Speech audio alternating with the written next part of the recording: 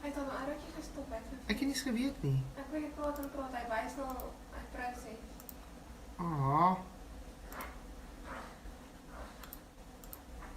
Nou, wonder hoekom doen dit?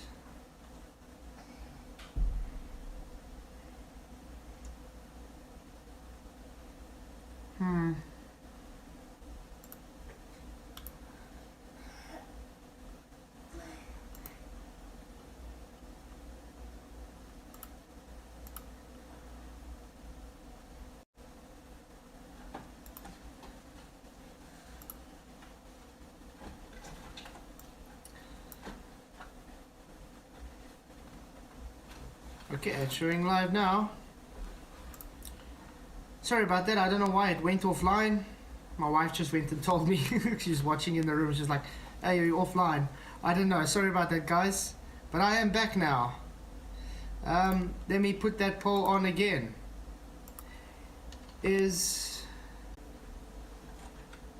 I don't understand it. Okay, let's try this one last time. I don't know why, it just keeps stop streaming. Maybe it's something that I'm pressing on the keyboard to stop streaming. Yeah, so sorry about that. I will have to try and somehow figure out not to, because I know when I have my shortcut key is Shift and T. I think that's the problem. I think that's what is ending the stream.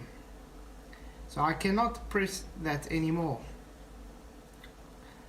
Okay, it's showing live now at least, so that's a good thing. We are gonna start the call soon. Let's get this going. So yeah, everybody, thanks for being here. Really do appreciate it. Are you going to unlock God's account or are you going for the full echo chamber? Hey, I was Conspiracy Cats. Good to see you here. Hey Nathan. Without the container there can be no gas pressure. Exactly, Nathan. 100% agree.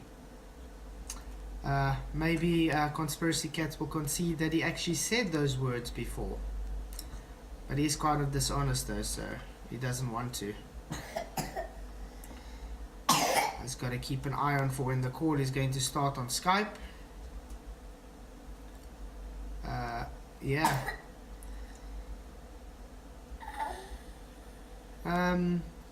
Yeah, great rebuttal. And by the way, Conspiracy Cats, he never ran from you. He asked you for specific details which you refused to give. That's not running, that's just calling. You cannot keep to the specific details needed for the debate. Yeah. So, what can we say? So yes, we're going to discuss the Aether tonight on Globebusters. Let's see if we can get some resolution to actually find out what it's about and why it's needed or anything, because as I said, I do respect their decisions on it, and just like they should respect everybody else that doesn't believe in it. So I think if we can get to some resolve that we can all work together and stop ripping Effie apart, that would be great.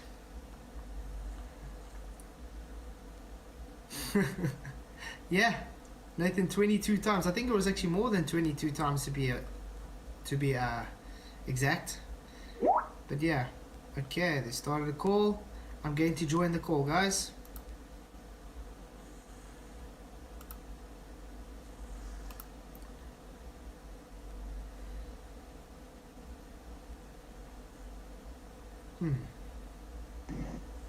Hey Jaron, how's it going? I hope I'm coming through well. Sorry, I was on mute. I'm here. Okay, is it coming through? Yep, you're coming through great. Give me 1 second, I'll be right back. Awesome.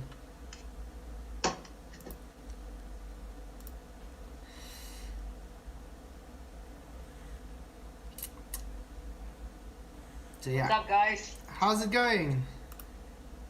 Hello, everyone. Hello, good time. How's it going? How's Iru? Good. Feels weird to be on Globebusters. What? I said it feels weird to be on the Globebusters. Ah, okay, yeah. I see. Good time for all. Zach, are you there? No. Journalism. Yeah, he not said he's there. going to be back now. He just quickly went away from the mic. Okay. Hello. Hey, Zach. Hey, man, how you doing? Good. How's everybody doing today? Very good. Yeah. Wonderful. Bob is gonna be on the show? Yeah. I believe so. Yeah. Okay. I know he also said he invited Gleam to come on. So we'll see if Gleam comes up. Okay. Perfect. So we're gonna be a nice group. Hey, it's nice to meet you finally, Flatzoid. Yeah, you too. Been following you on your demonstrations lately. Quite cool stuff. I really do enjoy the Tesla coils and stuff you're working with. Oh, thank you, man. Yeah, it's fun. It's kind of mind-boggling how it all works. I still haven't quite. I mean, I understand what happens once it comes out of it, but like all the stuff going on inside the resistors and transistors and all that, it's still Greek to me. I'm learning. Yeah. No, but we learn new things every day. Oh, yeah. But yeah, very interesting stuff. I think free energy is right around the corner if things keep going as well as they have. I mean, how much... Where are you from, man? Oh, sorry, go on. No, I ask you, where are you from? Oh, I'm from South Africa. Ah, South Africa. Okay, nice. Yeah. I just wanted to find out, you Spanish, correct? I am from Argentina, Okay. and I speak, of course, Spanish, quote unquote, because I speak Argentinian, but it's our mother language is Spain, but I'm from Argentina. Right now I'm living in Europe, but yeah. Okay, that's Do cool. they mix any Portugal in down there in Argentina? Is there like a little mix at all, or is it strictly Spanish? No, Argentina, all besides the United States, the rest of the continent, it's all Spanish in different dialects, but the only that speak Portuguese is Brazil. But the rest, we all talk Spanish with different accents, and I don't know how to say. Yeah, like we have here, different dialects. Yeah, dialect, exactly. Yeah. That is part of the colonization of England, because you expect that if everybody talks Spanish, we must be a big country, not separate countries. It didn't ring here. Did everybody get on? Yeah. I don't know, it didn't ring for me either. Yeah, you have to hit the button. They changed it so you have to say ring entire group after you hit call. Oh, I didn't even see that. I know, it doesn't ring everybody unless you don't, but looks like we got everybody. Wit's it here? Yep, I see him. Yeah. Okay. And let's see. I guess you could screen to share here. Yeah, I don't really have anything other than that logo, and then I could put the chat up if we want to do that. Yeah, you could do that if you want. Because we're just gonna put this thing to bed, because I think a lot of it is just misunderstanding and semantics. I really do. But we'll talk about it. Yeah. And I think Flatzoid Keith is a reasonable person that isn't going to ask us how his balls taste. Because we don't care. I care. Now, I respect your guys' opinions, and I'm sure you guys respect my opinions as well. So. Absolutely, we do, and that's the whole thing. We're not going to ever tell anybody, we're embarrassed to be a flat earther. We're embarrassed of you as a flat earther. That's just so absurd. Never ever would that happen. So. Flatzoid and myself were light smacking some people earlier. Yeah. Light smack? Yeah, this Yeah, morning. light smacking them. That light's always there, and they're like, "You're so stupid," and I'm like, "Yeah. When it's dark, do you think there's no light?" And they're like, "Yeah, that's what dark means. You're so stupid." Like, did you know you can't find 1 square inch in all of existence where there's literally no light? Because there's background radiation everywhere, so that means that light literally is already everywhere. Yeah, just as a limited human sense of the eyeball, which is amazing. Don't get me wrong. I love my eyes, but they're very limited as far as light goes. Oh, they're also better than any camera. Well, Oh, yeah. Which is amazing. Yeah, the zooming and all the math that our eyes do like that is just amazing. I just need one more thing. Browser. Hiro, how are you, my friend? ¿Cómo estás? Pinche Hiro. Hello, you. God, it's not okay. It's fine. Is he muted? He was just talking earlier. Let's see if we get this one here. Heard the Jesuits got the error. Did y'all hear No, that? I'm here. I'm just talking with Linda. Sorry, I did guys. I didn't hear. You need something? No. Tell her Sunday she's not allowed to talk to you. Háblame en español a mí, Chair. No habla. Talk me in Spanish, I said. Yeah. No, repeat again because I didn't understand. I know Oh, just I say don't know if you are shouting or not. Está bien and all that, yes? You doing good? You doing well? I'm doing fucking fine. Yeah. Thank you. That's it. Okay. No, because I just putting all together because tomorrow I fly to Barcelona because in 5 days we have the big conference there. Oh, can you just tell me if you hear the intro song? I don't know if you guys hear the sound or not. Ah. No. Not now. Nope. Let me see. I'll share my screen with sound. So then there might be an echo. Let's check. Yeah, I hear the echo there.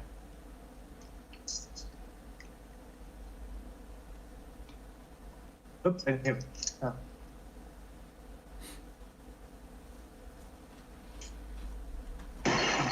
Now do you hear it? Yeah, I heard it. Yep. Yes. And no echo, we're good? yeah, it's good. Sounds good. Okay. We are getting started. Mute up. We'll see you guys in a few seconds. All right. Have fun. Did I put, yes, I did that. All right, 3, 2, and 1. Let's go. Mute micro. Okay, so we're about to start, guys. I've muted my Skype mic, and they are getting started. Everything's going on.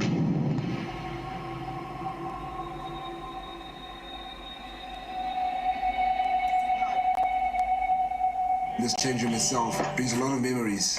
I can mention a lot of games we have lost here, a lot of awesome games that I've won You're here. supposed to be on the moon. I just saw it on TV. Oh, there's a Wow, yeah, Neil called Armstrong. solar winds. Wow, Yeah, Neil they Armstrong. play and called solar winds. Nobody that I know of in my field uses the so-called scientific method.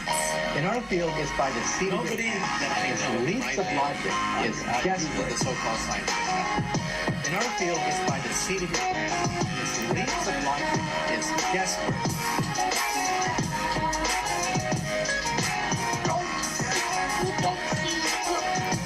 Don't know how we're going to change that it doesn't have sound.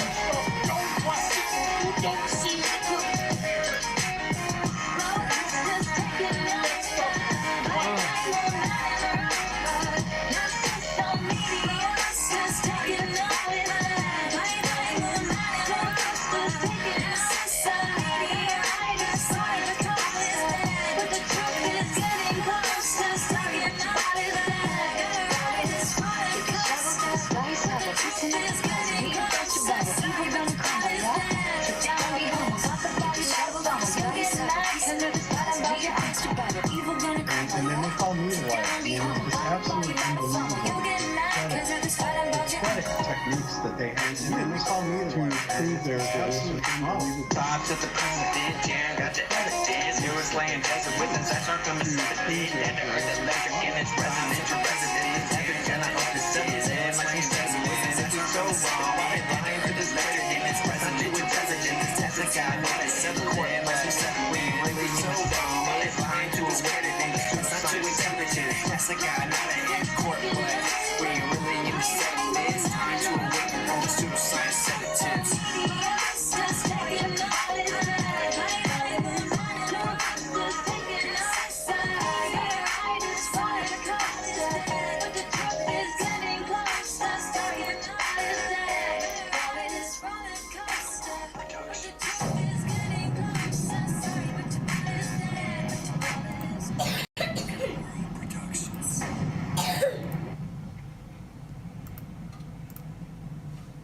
We accept the reality of the world with which we're presented.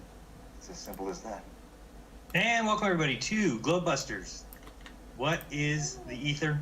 It is another fantastic Sunday. It is noon or there.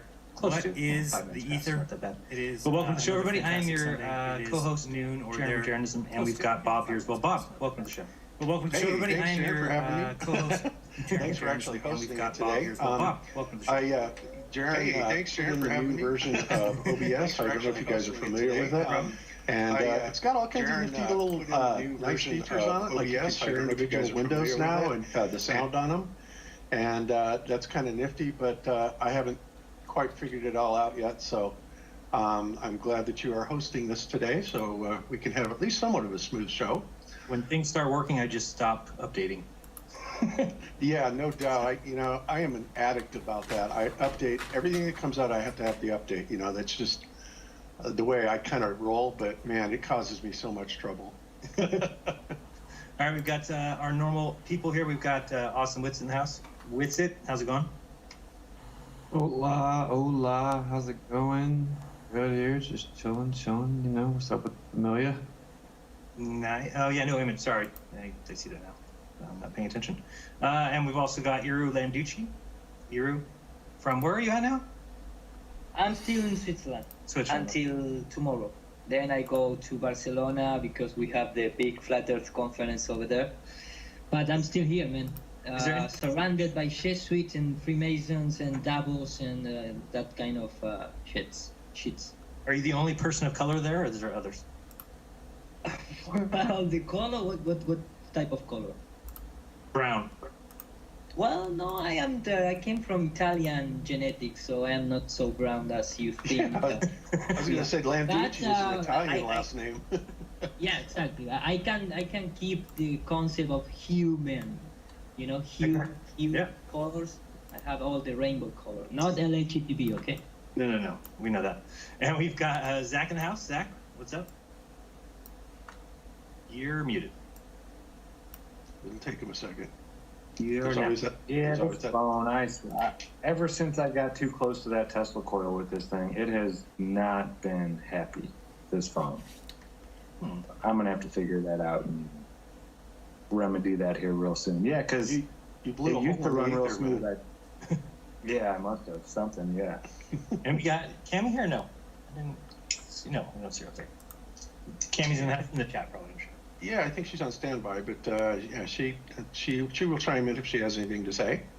Sweet. And what are you showing here? Oh, we got our special guest. I'll let you go ahead and introduce him. Okay, yeah. This gentleman, I came across him a while back, and he's in South Africa, if I'm not mistaken. And I really kind of like the way that he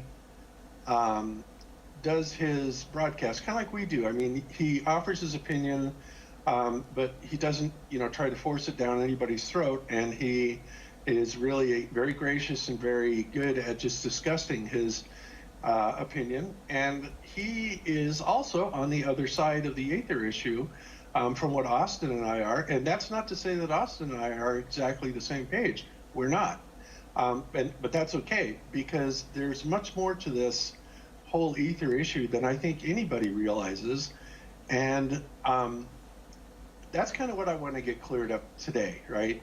Because there's a lot of questions, there's a lot of misconceptions about it, and I really like Flatzoid's take on this, and so I thought I would bring him on and get his side of the story. So how are you doing today, Keith? Hey, good to see you, Bob. Good to see everybody. Yeah, thank you for inviting me. Hope it's coming through. You're right? very welcome. Yeah. So anyway, you put out a couple of videos, the past couple of days, and I was interested in them because you were talking specifically about the Aether, right? Exploring Aether Part 1 and 2 are the ones that I'm talking about, and it was in watching those videos that what you revealed to me was what I think a lot of people are really misunderstanding about the luminiferous ether. And, everybody seems to think that it has to be a physical thing. And it most certainly does not have to be a physical thing. But, that also depends on how you define physical, right? Does it interact with the physical? Oh, absolutely. Yes, it absolutely does. And we can prove that. We have several experiments that prove that throughout history.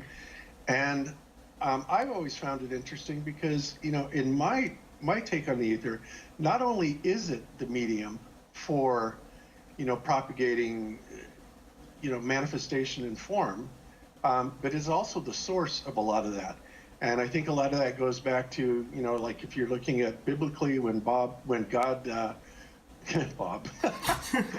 spoke the world into existence, I believe this was done cymatically.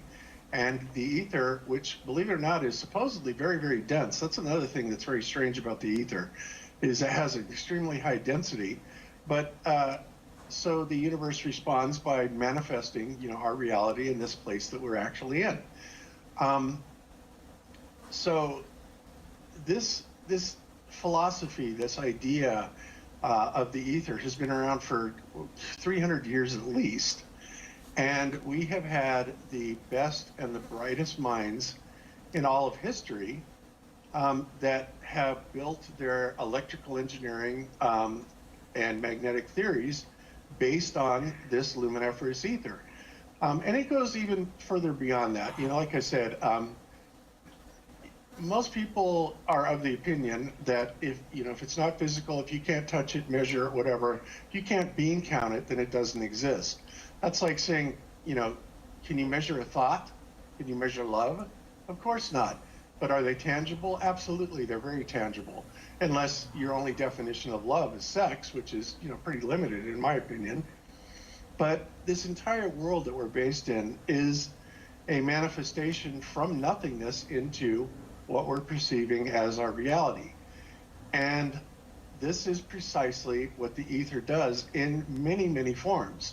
Like I said, the ancient Chinese and several other cultures also talk about something that's called the qi, right? Which is the body life force and the body energy.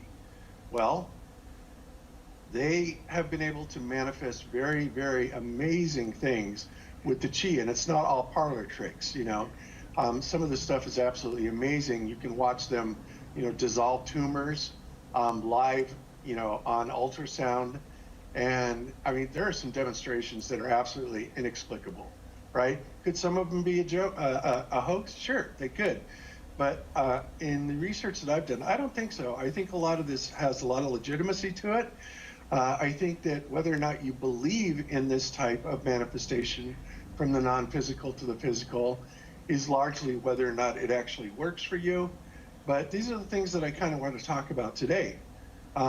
Because, when you think about 300 years worth of the greatest physicists, electrical engineers of our times, Maxwell, Planck, Heaviside, I'm not going to include Einstein in that, even though Einstein was a great believer in the ether, he was basically forced into dismissing it because he was the guy that was chosen to head up the new scientific paradigm, right? So that's kind of where I'm coming from on it. And I just want to kind of go around and get everybody's take, what they think about what's going on here. And let's get a discussion going on this. Let's talk about it. Yeah. Can I wait to go first since he did a whole show on it this week? Okay. All right, yeah, so the way I look at it is that, like Bob said, I'm not going to entirely agree on the way that I propose it, but not everything can be proven via science, right? But we know that certain things exist via logic. Similar to how we say the necessary antecedent to gas pressure is physical containment, but we cannot go touch it or verify it or bottle it up or anything like that. We just know that by antecedent it's there. We don't have to make any further claims. It's called a logical axiom. Same way we know that there exists a metaphysical realm. We have consciousness, intuition, love, necessary to creation of the creator or intelligent design, etc. These are all logical axioms, not physical, rigid, scientific experimentation. So that's that. So basically the way I look at it is it's a logical axiom that there exists some sort of background or medium that sustains electromagnetic phenomena, being as the alternative option is that electromagnetic phenomena is sustained within nothing. Seeing as how nothing cannot exist, something's there, right, on a very basic level. Something sustains the energy. We have tons of observations, seem to show that light is already present, and what we call the speed of light is nothing more than us quantifying how quickly we see it. This can only be explained if there is something sustaining it as a background already present. We have something called magnetism, which cannot be explained in any of the current frameworks other than ether. Quantum mechanics derived from atomism says it's the exchange of virtual photons, which admittedly is not a real thing, just a mathematical fix, et cetera, et cetera. So I could go forever, but simply put, there seems to be two fundamental philosophical frameworks used to interpret phenomena. One is atomism, one is the ether. Atomism is philosophically bankrupt for many reasons, and it has evolved into quantum mechanics, where in which they want to try to quantify everything, and from a materialistic worldview say things such as if you cannot quantify it, it does not exist. So they have evolved into the lunacy of trying to quantify the immaterial as I can see it. And the other one is that there is an ether, and Tesla would describe it as a background medium with tenuity beyond conception, meaning like a rarefied medium. So super, super, super thin, but simultaneously having lightweight, but seemingly having characteristics of high density and sensitive qualities. But anyway, simply put, it's like it's an energetic background that's sustained electromagnetic phenomena. And yeah, we could go forever, but and then it seems like there's a vortex within it, explaining the drift that connects to the sky. So anyway, it's just a philosophical framework that can explain electricity, electrostatics, magnetism. The alternative is to throw our hands up and say, I don't know, but I want to count stuff that I can't count. So we're going to make up names of nonsense. So that's kind of the approach that I took with it. I showed the nonsense that is quantum mechanics, that is atomic theory, that is electrons being 100 million times smaller than the atom and all this other nonsense. And then we go back and look at it. And yeah, it's simply like electrical field theory fatherheads knew that it was here. And Tesla actually went as far as to say he had to treat it as a matter of fact to have any type of success scientifically with his experimentation. And yeah, I mean, that seems to speak for itself, as he was extremely successful and gave us the very electrical society that we have to this day. And it was thrown out as a philosophical devotion to heliocentrism. And Michelson-Morley, with Michelson-Gale, and many other observations showed that if there was an ether with substantive qualities, a medium that motion could be applied to, then the Earth could not be moving through it. So it was thrown out. Relativity replaced it. And as Einstein said, if Michelson-Morley had not brought us into great embarrassment, and no one would have even halfway considered relativity as a halfway redemption. And so then they attributed constant speed to light and blah, blah, blah, trying to explain it away. So there you go. It's like a brief little summary to me. If you look at the history of it, I think it's important to understand it. Since when did flat earthers all of a sudden not look into the truth or the historical patterns of them hiding things to us, lying to us? And yeah, it seems to be a reoccurring theme that they reify little physical spheres conceptually with math, and reify that, apply it to reality because they're materialist, and it just simply isn't the case. It's logically bankrupt and not viable. Anyone that actually looks into all the phenomena that we're discussing, they will find out quickly there doesn't really seem to be any other logically viable alternative.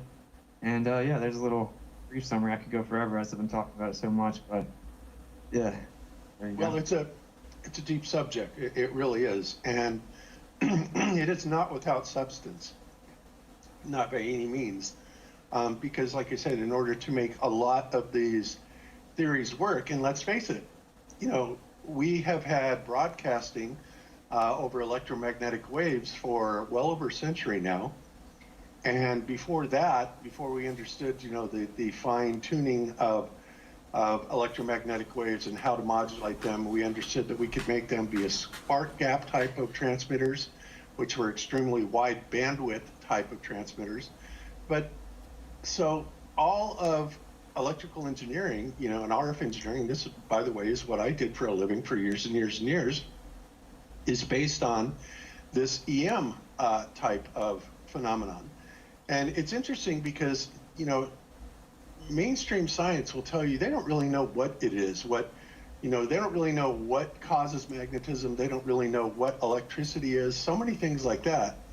And, I have to agree with that. So that's why you have to go back and start looking at the sources of what science discovered before Einstein came along and completely jerked the rug out from underneath the ether argument, right? So, that's the way I see it, and this is a subject that deserves a lot of investigation, and it should never be, nobody should ever be made to feel like they're an embarrassment to flat Earth because they're looking into it. This is something that if it's important to you, then flesh it out. But I will say one thing, whether the ether exists or not is ultimately irrelevant. The Earth is flat. We know that. We have a mountain of other evidence. The ether comes up as a subject of, well, what exactly is this place? And that's kind of where, I have decidedly taken Globebusters to try and understand what this creation, what this realm actually is. And so, yes, is there going to be a lot of speculation? You bet there is. But it is not without foundation, not by any means whatsoever. So, Zach, you have been studying this for a little bit of time now. What do you think is going on with the ether? Well, if you look at it throughout history, they said Einstein did away with it. But, they have to keep coming back to it. Even in quantum mechanics, where they're doing all this crazy stuff with these accelerators. What was it, 1985 or 1986? They came up with, hey, we discovered this background field, and we call it the Higgs field. Mm-hmm. And what they're saying, and every Nobel laureate now for I don't know how many, there's so many of them that come out and say, yes, the ether has to be there. It's no different than saying that we have a container. That's right. We can't go up there and measure it and test it and put our hand on it, but it has to be there. But we have all kinds of evidence that it's there, don't we? We have lots of evidence that it's there. Yeah, same thing with the ether. Exact same thing with the ether. If you can send an electromagnetic pulse or a field or a wave into a vacuum and light up a light, then there's some medium there that we are not seeing, that we can't sense yet, that this is propagating through. That's the same thing as saying we have to have it. To have gas pressure, we have to have this. Well, to do this, to send this magnetic wave, we have to have this, some type of medium. And yeah, I believe it has to be there. It's one of those antecedents, Yeah. It's just how it works. Yeah. And I was thinking about this a lot, and about the Bible. I was going back to Genesis, and I'm not the Bible guy, but it talks about God spoke all of this into existence. And that's resonance, that's frequency. Everything resonates and has a frequency. Everything. Every material here has its own vibration. And form. And it seemed like before all of this, there had to be, something. They say God created or separated the waters from the waters. Well, he made air right there. So ether, I believe, was the original state. It was the original state of matter. Now, when you put electricity and magnetism into it, and these certain frequencies and vibrations and resonate it just right, you can turn that ether into anything that we see here. That's what it's made of, is of this one element, just at different vibrations, different frequencies. I really want to start studying this, like actually measuring the vibration of that, tree out there and that plant over there. But it's, I'm running into a lot of roadblocks, and I bet there's a really good reason why. Yeah, exactly. And let's not forget, guys, it is the mainstream position that the mainstream desperately wants to dismiss any notion of the ether, because unless they did that, then all these experiments showing non-motion would have held, right, with interferometry. And they couldn't come up with excuses fast enough to try and explain that away, right? So that, for most truthers, most of us know that if the establishment is pushing one way, or if they're saying something, isn't true or is bad or wrong, then the rest of us know pretty much that the opposite is true, right? So that in and of itself tells me that there's much more to the ether, especially when it comes to free energy and manifestation and the nature of creation, than they're leading us on to believe. And like I said, to think anybody that says that we can't measure it and we can't detect it, sorry guys, you're wrong. We most certainly can measure it. We most certainly can detect it.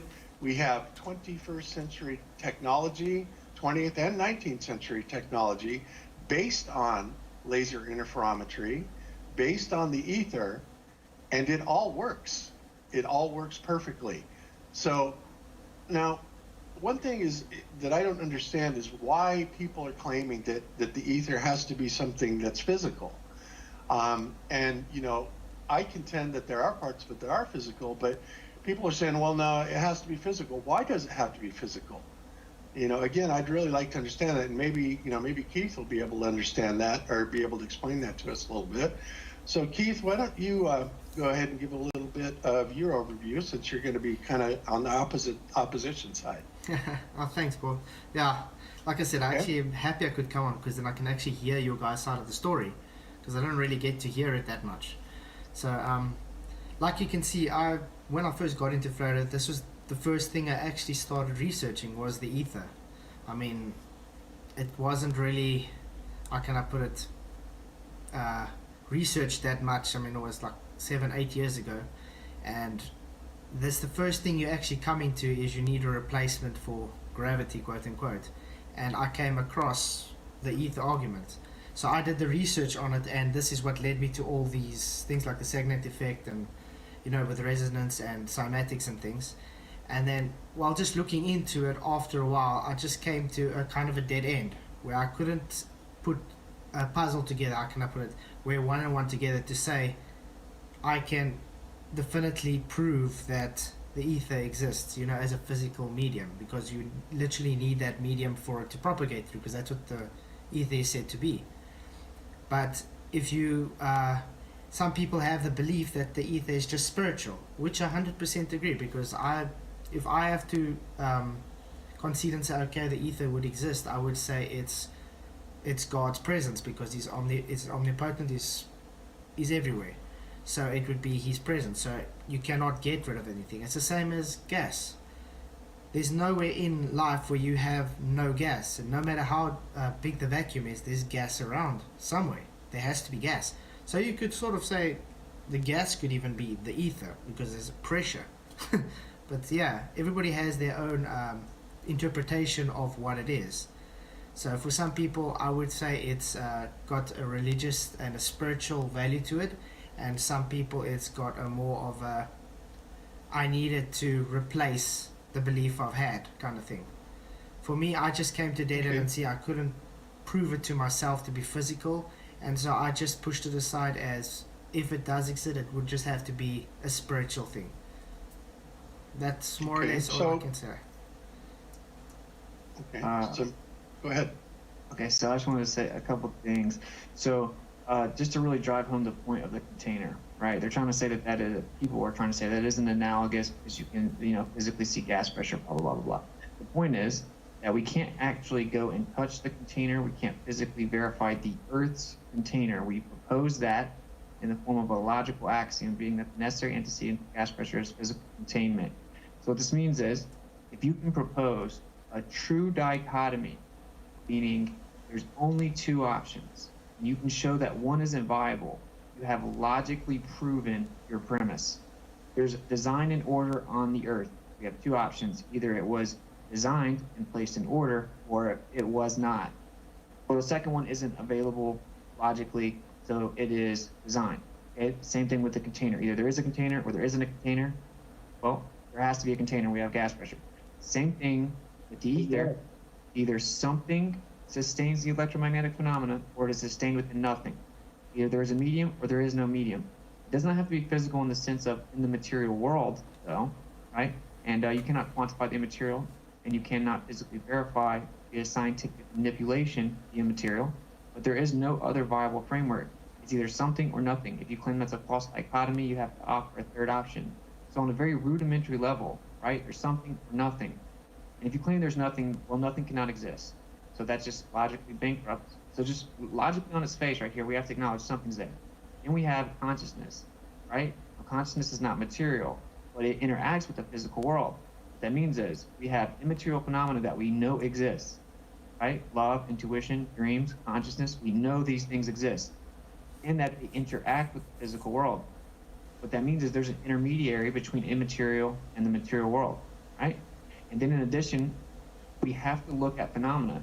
What a lot of people are doing on the other side is they are making claims about light. The quantum theory of light came from Einstein, okay? And they claim it's this little discrete chunk or quanta of information or energy, of packets of energy, okay? And they claim that it travels from point A to point B, and special relativity said that it has a constant speed. It's all built upon this assumption. Now, we look at stuff like the double slit, and if light is in fact what Einstein claimed that it is, then a single photon has to go through a single slit and create a wave interference pattern by colliding with itself. Then it has to, single photon, has to go through two slits simultaneously and then collide with itself. Where's And that then- in nature? Sorry, the single slit, it's simply one photon shot through, and it's got to do with so it splits because you have a Noah, so it could go through one or the other. It doesn't simply go through at the same time, it just chooses a path. But yeah, this has all got to go back to the ontological primitives. You need a creator to have the design, so it falls under spirituality as well.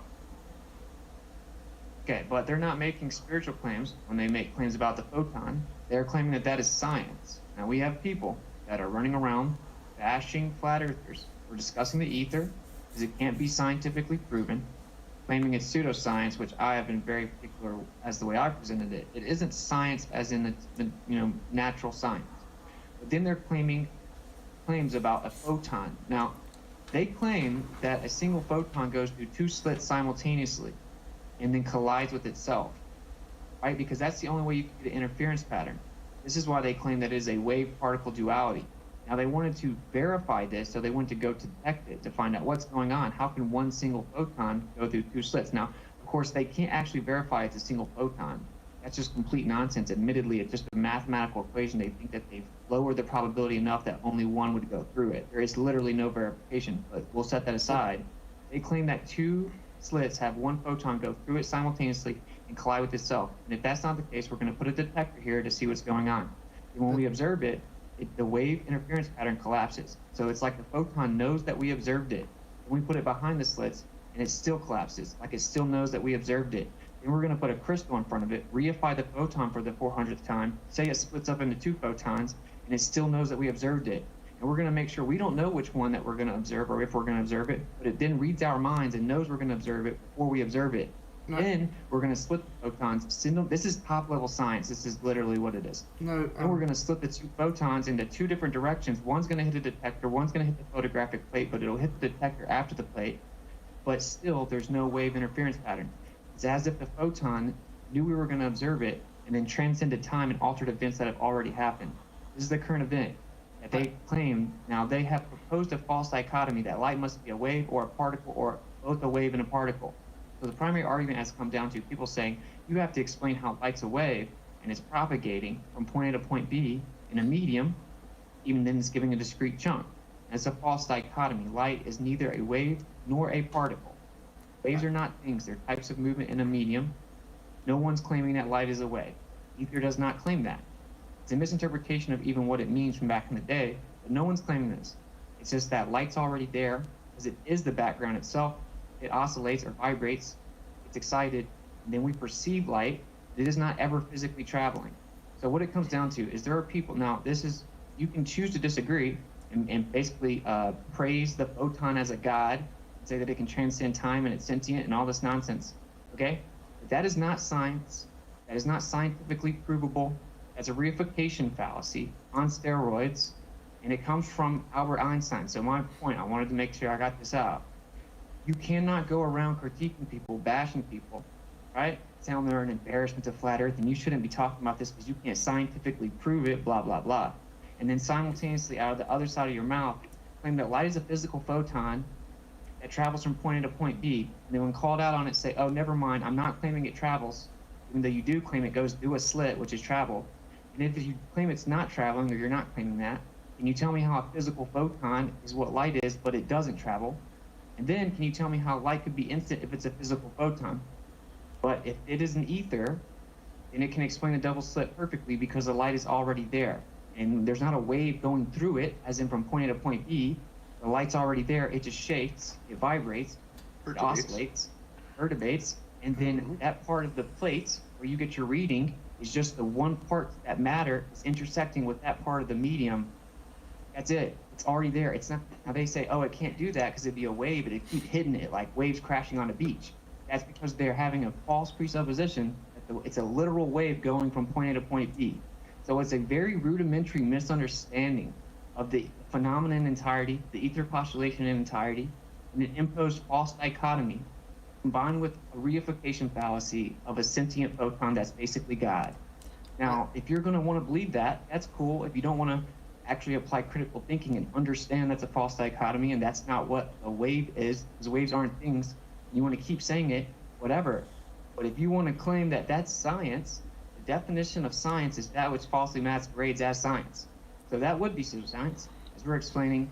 Well, the ether's immaterial, so you can't actually scientifically manipulate it and independently verify it, right? It's a logical framework. So only one person's guilty of pseudoscience. There will be no rebuttals to any of these things other than misunderstandings of the double slit and reifications of the photons on steroids.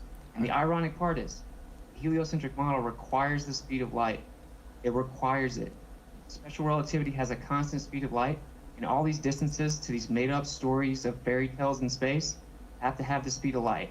So literally defending the photon, which is pseudoscience, is defending Einstein's quantum theory of light, and it's defending relativity, it's defending the heliocentric model, and the ether was not even entertained in any of these interpretations of the double slit for 200 years, because that would mean that the ether proved the Earth wasn't spinning.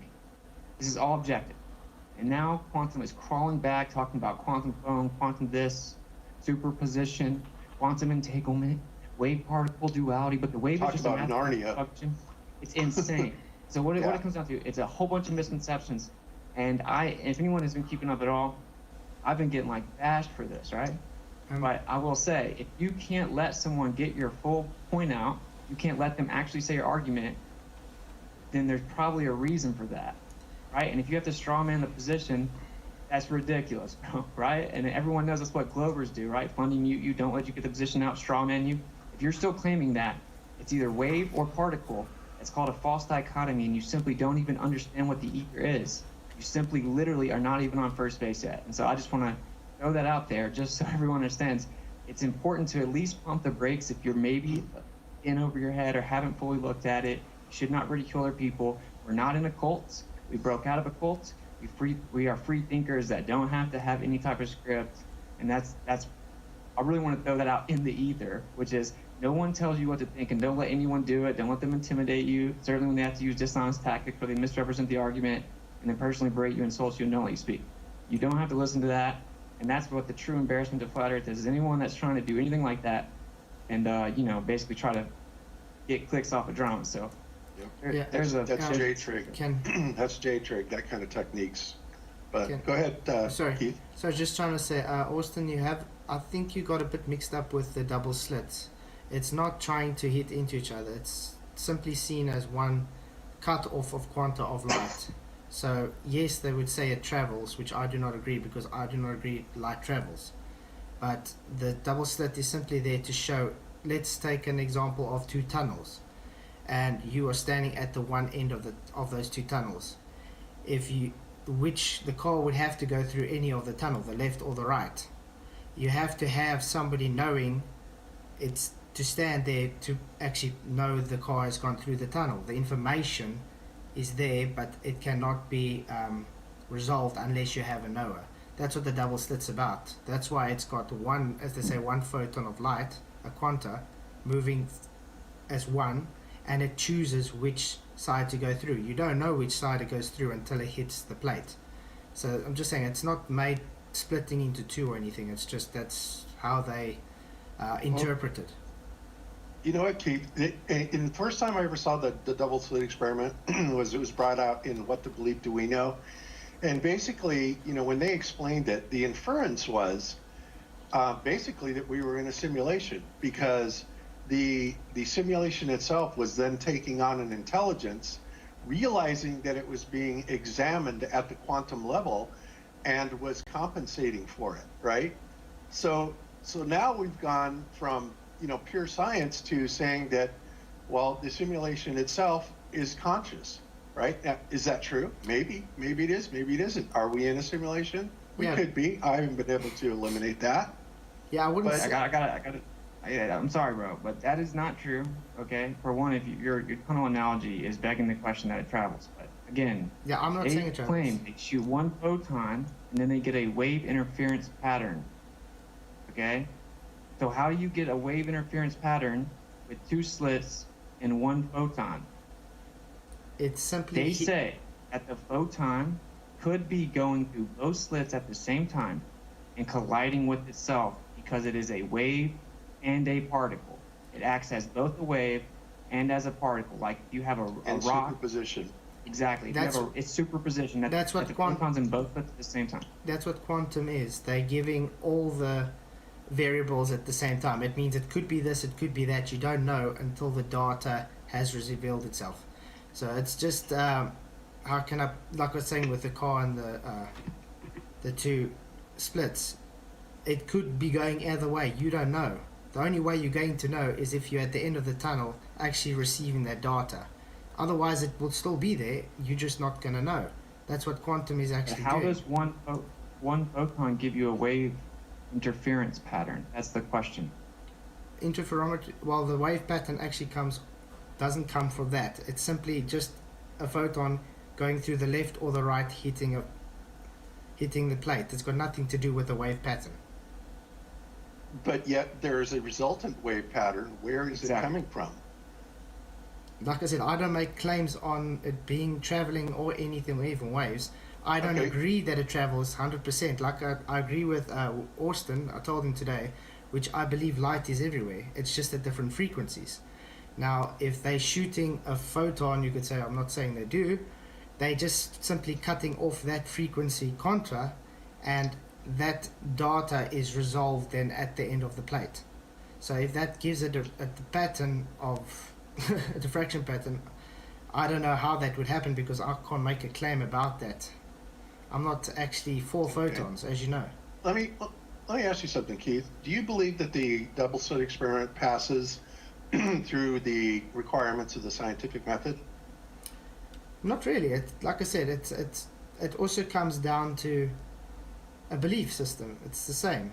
If I agree with that totally. They do demonstrations on it, but you have to make a structural belief on. I mean, where's the IV and DV to it? There is no. You have to just have multiple explanations on it happening. Can you prove that's the reason? I don't really think scientifically you can prove it. I don't think so either. So let me throw something else in here just for you to contemplate, right? And I've said this before, and I just want people to think about this for a little bit. We know as flat earthers that this place did not happen as a matter of random fuckery, right? It is absolutely designed. It is absolutely constructed. There is intelligent design, intelligent thought. Everything about this creation is intelligence, right? So if that is true, then you have to ask yourself, first of all, what's step one of the scientific method? It is to observe a natural phenomenon, yes? Correct. Okay, so what is natural? If this is a construct, if this is a manufactured construct, whether it was brought about by Yahweh or Enki or whoever built this place, then what do we then define natural as? And because to me, it sounds to me like it's not natural at all. If it's a total intellectually and intelligently designed construct, then what is natural? Natural doesn't even apply. It's artificial by definition, right? So that, that's one of the problems that I've had with the scientific method, right? You can just sit there and put whatever you seem to want to in that category, what's natural and what isn't, and nobody's never ever really looked at, well, what is natural, right? So it's just something to think about, you know, and I think that's a big flaw in the scientific method. I'm really trying to figure out this double slit, okay? I'm sitting here reading it again. It says that a single photon will result in an interference pattern. So I'm asking, now what they say is they don't know for sure what's going on because they can't detect it, but that it could be going through both slits simultaneously. Now I'm asking, for one, that obviously makes no sense. That's logically bankrupt. One photon can't go through two slits at the same time. You call it superposition. Now I'm asking, if light is a photon, how does a single photon create a wave interference pattern? Right? That's the question, and no one wants to address it. They just want to say wave function is math. In addition to the science thing, that's called empiricism, which is that all knowledge can only come from senses and scientific experimentation, which is a philosophy, and you couldn't even know to say that or know what knowledge is or have knowledge if that was true, because that's a philosophy of the mind. But I'm trying to understand, how does a single photon create a wave interference pattern? This is why it's been considered such a conundrum, right? No one ever answers the question. No one ever. Yeah, because I mean, you can't actually call it a photon and call it a wave at the same time. I mean, if you're going to have it a wave function, don't you think there's have to be some kind of medium that's giving the wave, like you would think, like you guys would say the ether, in other words, because it's a propagation. It's like water. If you're going to hit the water, it's going to have a ripple, and that would give a diffraction pattern. That would be the wave function. Right. But I mean, if you have a single droplet, how are you going to have that wave function? And the analogy doesn't work in our mind because we think about it like if I throw a rock at the beginning of a lake, you watch the ripple go across the lake. That's not what light does, though. It's like if you looked at a lake and then there was an earthquake. Okay? The whole lake is shaking. Light is instant. We don't have a speed of light. We don't have a one-way speed of light. We have a two-way speed of light. We've got a rate of induction, which is how quickly we perceive that vibration. They're saying it can't be a wave because there's a single chunk that hits the plate, which is a reification fallacy of travel, but it's just that's where that part of the medium is. It's not just lapping on it, hitting it over and over like a wave, a literal wave going through water would. It is a lake, and then an earthquake happens. And again, though, you can't just say, well, the wave function is just math. That's a non sequitur when we're asking, how does a single photon give you a wave interference pattern in the first place? And then they're saying that when you look at it, it decides to stop being having a wave function because you look at it, because it's sentient and knows you looked at it. And then it'll even transcend time and alter events that have happened. This is the lunacy that the devotion to special relativity and heliocentrism has resulted in. The irony of people claiming that the ether is needed for relativity and that stupid flat earthers are proposing the second version of space-time and the second version of gravity. And ironically, they're actually defending the worldview of special relativity and materialism and heliocentrism by claiming light is a photon, to the point that they'll claim that it's sentient and knows you're trying to look at it before you look at it. This is objectively what it is because I looked into it in depth. They claim that a single photon can go through two slits simultaneously with superposition and then quote-unquote collide with itself. Okay, so it's debunked. Now the ether can explain the double slit effortlessly. Every time you use a detector, that's electronic manipulation. You don't go take a picture like an Instagram post of the photon. That's not what happens. They reify the electrons as it interacts with the photon, gives you a reading via contrast on a plate. Okay? Now, the question is, now obviously every time you do that electronic manipulation, you're creating another ripple, if you will, another disturbance in the medium, so it throws off the initial disturbance, the pattern that was the light. That's why you keep messing with it, because you keep detecting it with electronics, right? Now, so the ether perfectly explains it. So why hasn't modern science even entertained that? Because there's an ether, then the earth cannot be spinning. Do you not see the irony of this entire situation? That is just one part of it. But the same people going around bashing everyone for this are promoting the photon part of it, which is from relativity. Quantum theory of light is literally from Einstein. But you would agree that most technology today is built on the understanding of quantum mechanics. Even your computer and your phone, it's based on that.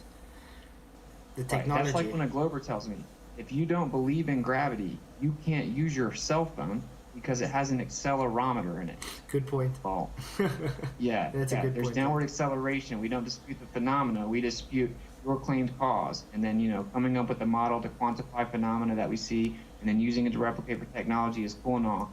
That's just begging the question. In reification files, it doesn't prove it. Yeah, and at least in our model, Keith, you can demonstrate this. You can demonstrate the downward vector, and we can manipulate it as well. Can we do it within the strict parameters of the scientific method? I don't know. I'm not exactly sure because that's open to interpretation. But one thing we have proven beyond any doubt whatsoever is that we can change the weight of objects, and and assuming what is causing that is the gravity. Now we know it's not gravity because gravity in their mind is either bendage of space-time or mass attracting mass. It's neither. It is an electrical phenomenon which is demonstratable every day of the week and has been since electronics was ever even thought of, through a simple circuit called the Gaussian surface, which is basically like two capacitor plates, and that generates an equipotential static electric field, which we have right here on plain Earth. We can demonstrate it in the lab. We've demonstrated it on camera. It's real, right? It's far more real than this nonsense about, how gravity supposedly works. Sorry, I just want to find out. Go ahead. Do you guys say that it's a dielectric, or is it, what kind of magnetism are you guys putting towards this? We're not putting magnetism. Yeah. It's electrostatic. Magnetism, all electrostatic. A dielectric is simply an insulator. It's something that you put between two charged surfaces that they stop it from the electricity striking, stop it from having that discharge. That's all a dielectric. It can be air. It can be pure water. Is the greatest. Because dielectric. water is diamagnetic, so that means it repels. Well, technically nothing repels and this attracts. is electrostatic. This isn't magnetic. There is a magnetic field here that we can measure, but the electrostatic field and the magnetic field are two different beasts. And they operate. It's kind of like electricity running through a wire. The right-hand rule, you go from positive to negative. Well, your thumb points towards the negative from the positive. So your thumb is pointing towards the positive, and then the magnetic field goes around that in a circle. So one's going around in a circle, kind of like the ether is moving, and then the other one is just going straight through and down. The electricity is flowing through. So it creates a magnetic field. It does during the current flow process, yes. And in fact, one leads to another. If you have a magnetic field and you induce that magnetic field across a conductor like a copper wire, it will then introduce an electrostatic or a voltage or a current flow in that wire. Conversely, if you have an electric current that is running through a wire, and what it will do then is it will then create a magnetic field around that wire. In other words, there are two separate things that are absolutely 100% linked at the hip, and we describe that as a modality of the ether as to how it is being manipulated, right? There's no doubt that they're related. There can be no dispute that they're related. And science has known this for hundreds of years. Well, even quantum mechanics claims, so we're telling you that electrostatics and magnetism are different versions of the same thing, modalities of the same thing, right? There's different versions of it, like ice and water, right? But quantum mechanics says, yeah, exactly. Quantum mechanics says they're the same thing too. It says that electrostatics is the exchange of virtual photons, and it says that magnetism is the exchange of virtual photons. So either you're going to say, I don't want to talk about magnetism, the most prominent phenomena in all the world. I can't explain it, but I know you're wrong about it. Or you're going to claim virtual photons, which are admittedly, Richard Feynman said, just an abstraction, not the input or output of any experiment ever done. Their existence is questionable at best, and it's just a concept. But what I'm trying... used to make the equations balance out. These are the two options we have. Yeah, but what I'm trying to find out is if you guys are saying it's inducing a magnetic field, then you're making it into a magnetic field. Then diamagnetism falls apart. That means it shows it will repel. So some things like ferromagnetism or paramagnetism, it attracts. What are you talking about? What do you mean it falls apart? What would repel? Because diamagnetism repels it pushes away. Okay, so what is it we're repelling? What are we repelling? Like water, for instance. You guys would think that because the that's not in dielectric dispute. field is going to have a magnetic field to affect the water, which is pulling. Well, is it pushing down or pulling down the water on Earth? It's pushing it down. There's a downward electric pressure on the Earth. So then it would be diamagnetic towards the water. But then, why would it have? What is that? But what does it have to do? Because you said it's got totally Gaussian missing the plates. I'm just point, trying to man. understand, because you said it's got Gaussian plates, so you got a positive and a negative, obviously. So if it's going to have diamagnetic field, which isn't, it's based on the induced field, it's going to repel. It's going to repel the water. But But why are you saying diamagnetic? It's an electrostatic field. Yeah, so which it's a all magnetic matters field. intrinsically electrostatic, and yeah, but by diamagnetic field comes from an electrostatic magnetic field. That's what it comes from. okay, but we have But you get three negative different types charge of on the magnetic surface. fields. We have negative charge on the surface. We have positive charge going up, potential increase, 100 volts per meter above that. We have positive charge and we have negative charge. And they We will have a- naturally attract each other. Exactly. We have an intrinsic up and down set by this downward current that results in a downward electric pressure. All matter that exists is electrostatic. Anything that falls is electrostatic. So if we want to try to science it, we'll manipulate the variable of electrostatics to see if it causes acceleration downward or upward, and we can make things float with electrostatics, proving that it does in fact affect cause the effect of downward acceleration, as does density. So you can we can change just the prove frequency. it, and it's everywhere. So you can change the frequency of the field to make it float. Yeah, well, you can change the charge of the matter and make it float. You've never seen that? Yeah, no, I've that seen little it. Demonstration. Yeah, I've seen that. That's what I'm trying. I'm just Okay. trying to understand how you guys get around the diamagnetic pole, because that means it doesn't have any. How can I say Because positive pole? first of all, A diamagnetic pole. What do you mean a diamagnetic pole? Yeah, where's the diamagnetic pole? It doesn't where does this have come the into play? dipole. This It doesn't doesn't have make any sense. It doesn't have permanent dipoles. It's absent when it comes to diamagnetic materials. That's the problem. What's absent? What?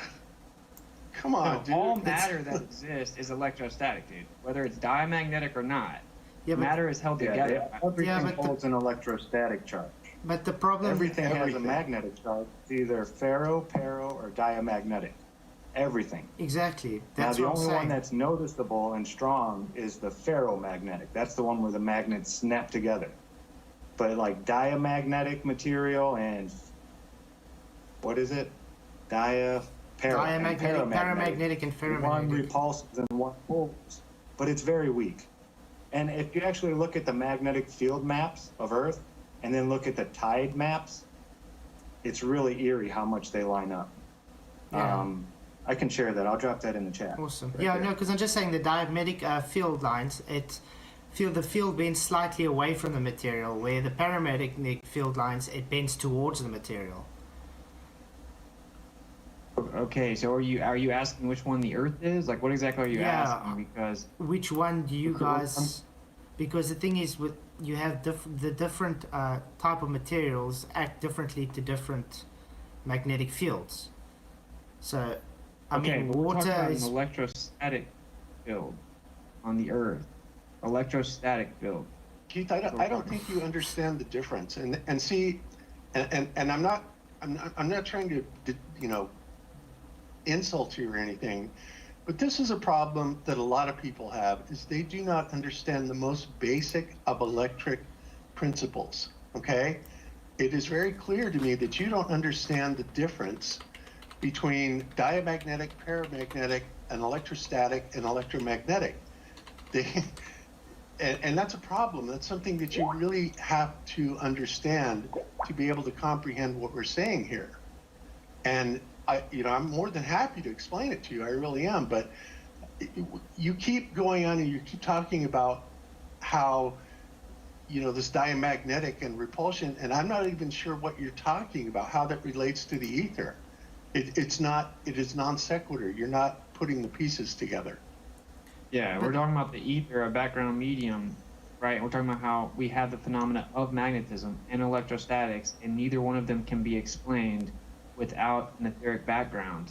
Like quantum mechanics says it's virtual photons, they just made it up because it doesn't work, right? So it's simple, but like magnetism, it can be explained within ether.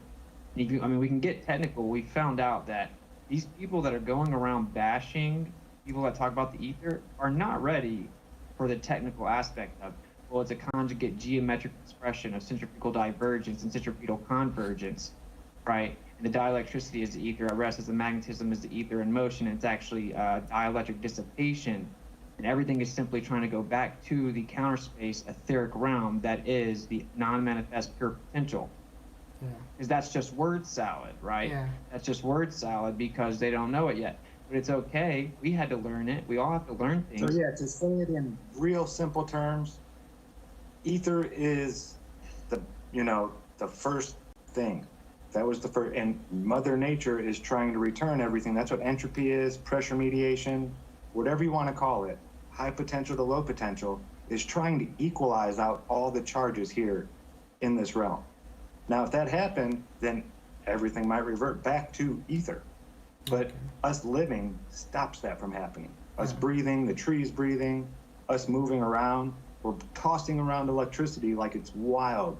If you could see the electric fields coming off your fingertips, you'd be amazed at what's really going on around us. Yeah, because it's a living, breathing thing. Yeah, because this electric field. Sorry, because I'm just trying to visualize how the fields would work if you're based on your Gaussian place. That's all. So yeah, you guys can say I don't understand or anything, but okay. I mean, when I'm saying it took me a long time to understand this stuff, man. A long time. It's not an easy concept to grasp, and like I said, we're not bashing you at all, because many people have this problem. I mean, this is why there are higher learning institutions, and not everything they teach is wrong. They teach you in a way that you will interpret it the way they want you to, but it certainly is not that they're wrong by any means. And in fact, we have built a lot of technology based on this very premise, right? The ether for the last 300 years has been at the bottom basement of that. Some people will claim that quantum mechanics is the heart and soul of the semiconductor energy. That is just stupid. That is not true at all, because the semiconductor industry came from, basically it's a change of modality from diode tubes, triode tubes, pentode, tetrode.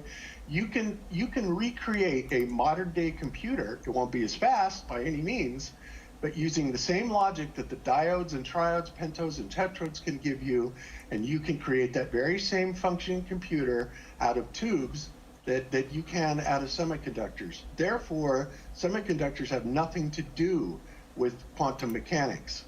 It's just an extension. I will say this, dude. I think we all respect you coming on here and having like a respectful conversation, right? And that's beautiful. And it's also always beautiful to make sure you fully understand it and don't just believe one way or anything. I just think you're putting the cart before the horse in a way, or whatever. Yeah, because we just got to get the fundamentals right. Okay, like there's a background medium. Okay, there's pure potential energy there.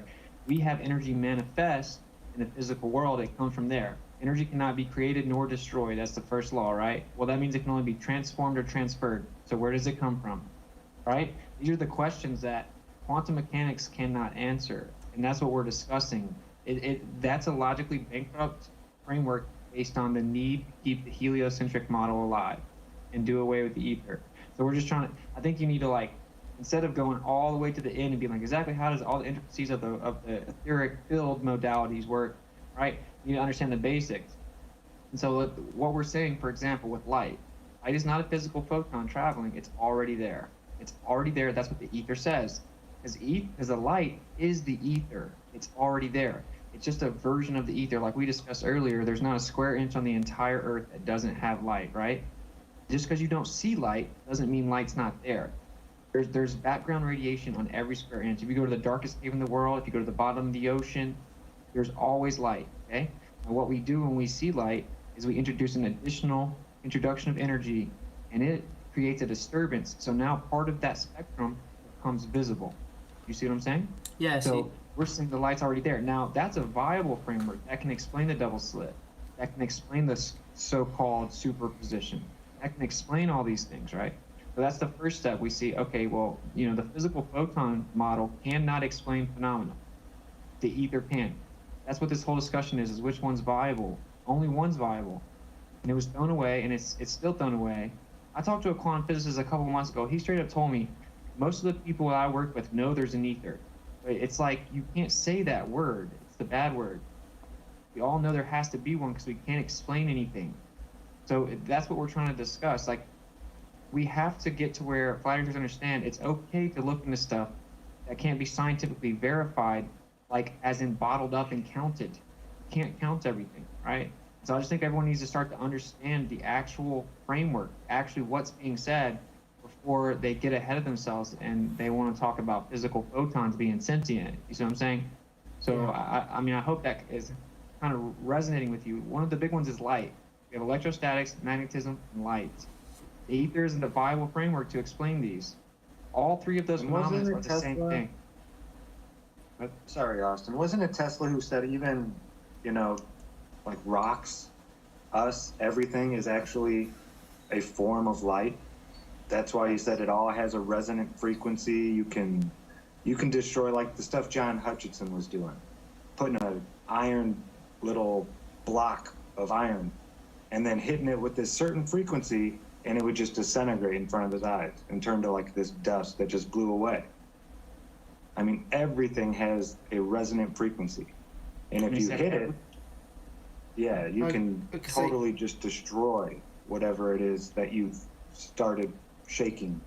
So in other words, you guys, yeah, that's what you guys are saying. So the ether is actually just the static charge of everything. Is that what you guys are saying then?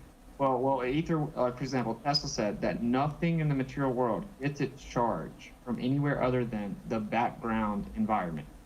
So like all the charge that you see is coming from that immaterial metaphysical realm. That's where you get charge. The alternative is we don't know, right? It's like we don't know and we can't explain it and we try to count it, but our math doesn't work, so we make up virtual particles. And so like as flat earthers, we don't need to just like step back here and just like rub our head with our clipboards. You know what I'm saying? We need to try to grow and figure stuff out, apply pattern recognition and see that they lied to us and that they hid the ether. They hid the ether because it proved that the earth wasn't spinning, right? And not with the parlor trick, with interferometry, with precise measurements that can be replicated, including by the Air Force in 1987. You know what I'm saying? Like this is one of the biggest lies ever, dude. Like it's the lie. So like the last thing we should do is like be like, oh well, it's basically a religion. No, it's not like a religion, right? It's magnetism isn't a religion. Magnetism is the most prominent force in all of existence. You need to understand. And let's not forget that the Air Force also redid the Michelson-Morley test in the 80s and determined that it was absolutely real and it did exist. So, I mean, there's a ton of information that tells us that it's real. Now, I want to move forward a little bit of something because I want to show to you, and you should already know this from Sagnac, but I want to show everybody what it was that we were picking up with the fiber optic gyro, okay? Now, when I was on Behind the Curve, I said we picked up a 15-degree-per-hour rotation. And at that time, we didn't know about Michelson-Gale or anything like that. We had no idea what the hell was going on. We were blown away, totally blown away by it, didn't understand it, and then finally I came across this and understood. So I'm going to play a little bit of this clip for everybody. And what this is this is the,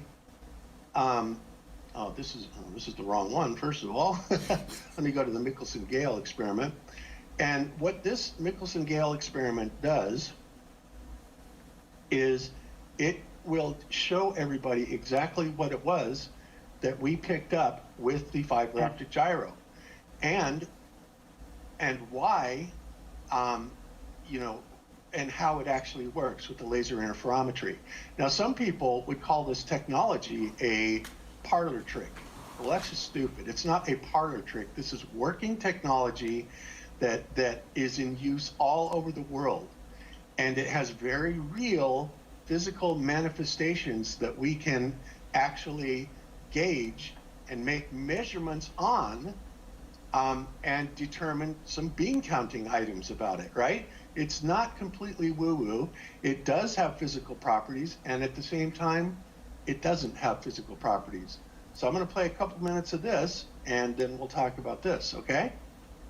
An explanation Can you of the everybody hear it? Michelson-Gale experiment Okay. by Malcolm Bowden. In 1925, Michelson and Gale set up an experiment to see if they could detect the rotation of the Earth on its regular 1 revolution per day. They set up a very large rectangle of 12-inch diameter tubes in a field with a light source and mirrors at the corners. The light travelled in opposite directions around the rectangle, and when recombined gave fringe movements, which were only 2.6% different from what they expected would be the result of 1 revolution per day. The very much shorter calibration tube circuit was too small to register any speed difference between the north and south arms. These fringes were used as a basis for the fringe changes when the light went round the full circuit. How did it work? In this diagram, I have exaggerated the size of the rectangle and the north arm on the 30 degrees latitude. The light going round the tubes in both directions would experience a higher velocity of the ether going through the south tube at the equator than when travelling through the northern tube at the 30 degree latitude.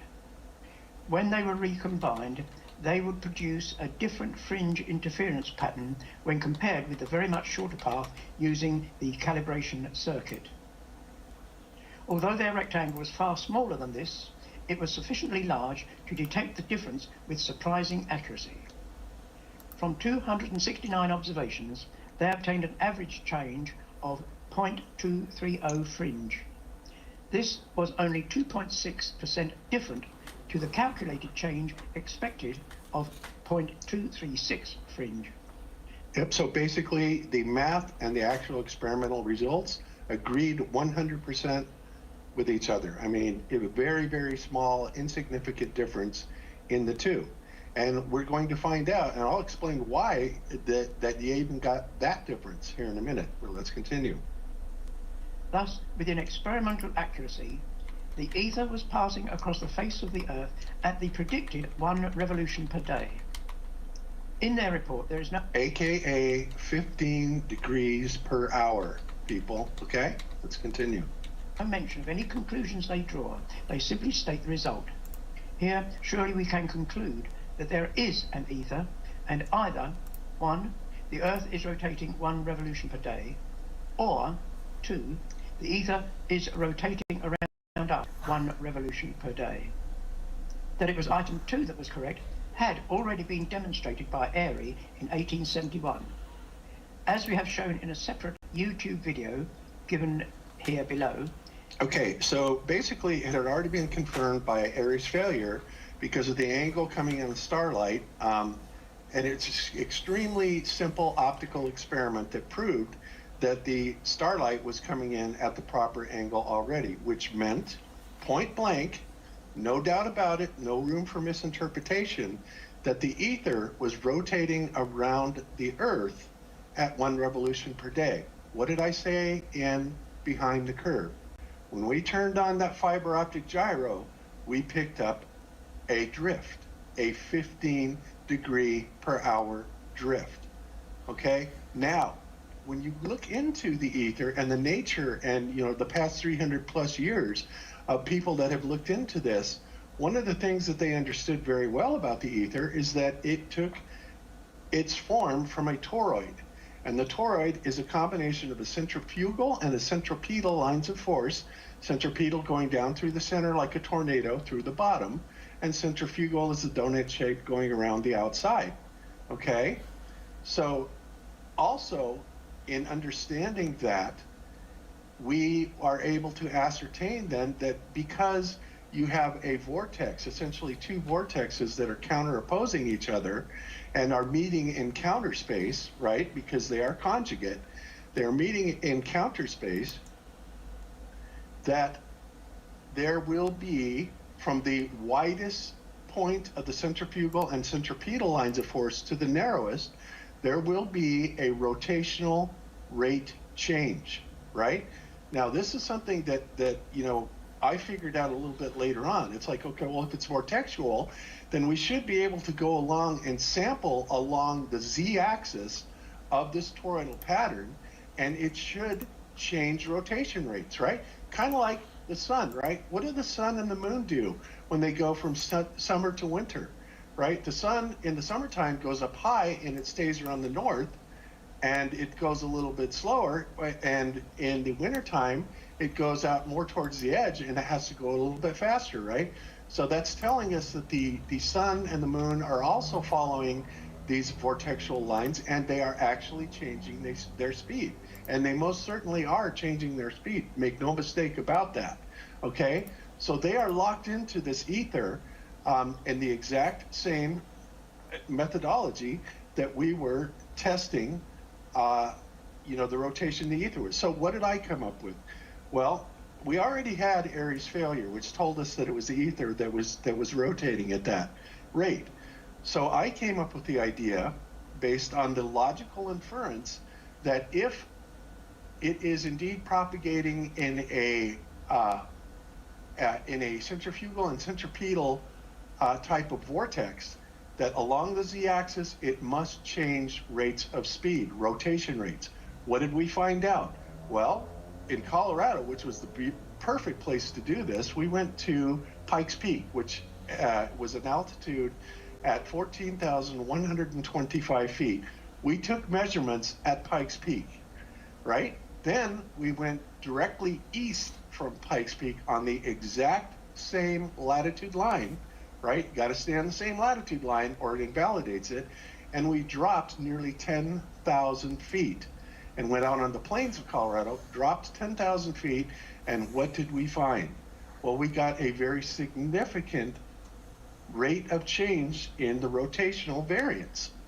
In other words, it changed speed, which proved once again that we were measuring the vortex of the ether and not the rotation of the Earth. Okay, so where does this come into play in the real world? Well, I think everybody already knows about the Sagnac experiment, right? And today's laser interferometry equipment all works on laser interferometry, which is basically a matching of speeds on two different axes, or if you're measuring linear speed, or a matching of speed of lights going around in a circle in opposite directions. Now, in one configuration, there will be a longer distance for the light to travel because it is being kept at one single speed by the ether. This is one of the characteristics of the ether. Okay? So, and what happens is that in the case of the fiber optic gyro or ring laser gyro, we are getting a... Is somebody talking? I'm muted, Eru. Oh, okay. All right. What's happening is we're getting a difference in speed in the rotation rates going around the fiber optic gyro. And with that, you can then take the phase variance of the light, which is controlled by the ether, and you can actually determine then exactly how much of a change in either X, Y, or Z axis that you have done. Now, one of the most interesting things about the fiber optic and the ring laser gyros is they did much more than measure just the 15-degree per hour rotation on just the Y axis, right, or the rotational axis. They measured that same rotational change on the X, Y, and Z axis. Well, doesn't that make sense? Of course it does, because you are measuring all of the dimensions of the vortexes in the ether itself. All right? So there we have it. We have absolute physical, measurable, bean counting proof that is in technology that is in use and has been for the last 300 years, that people say is not physical and therefore it can't exist, and this technology is a parlor trick. That is just utter lunacy. It is moronic to make statements like that when you have technology that is based on that and is amongst our most precision measuring equipment that mankind has ever come up with. Yeah, my son was sleeping on the couch. He fell off the couch. Trick? Give me a break.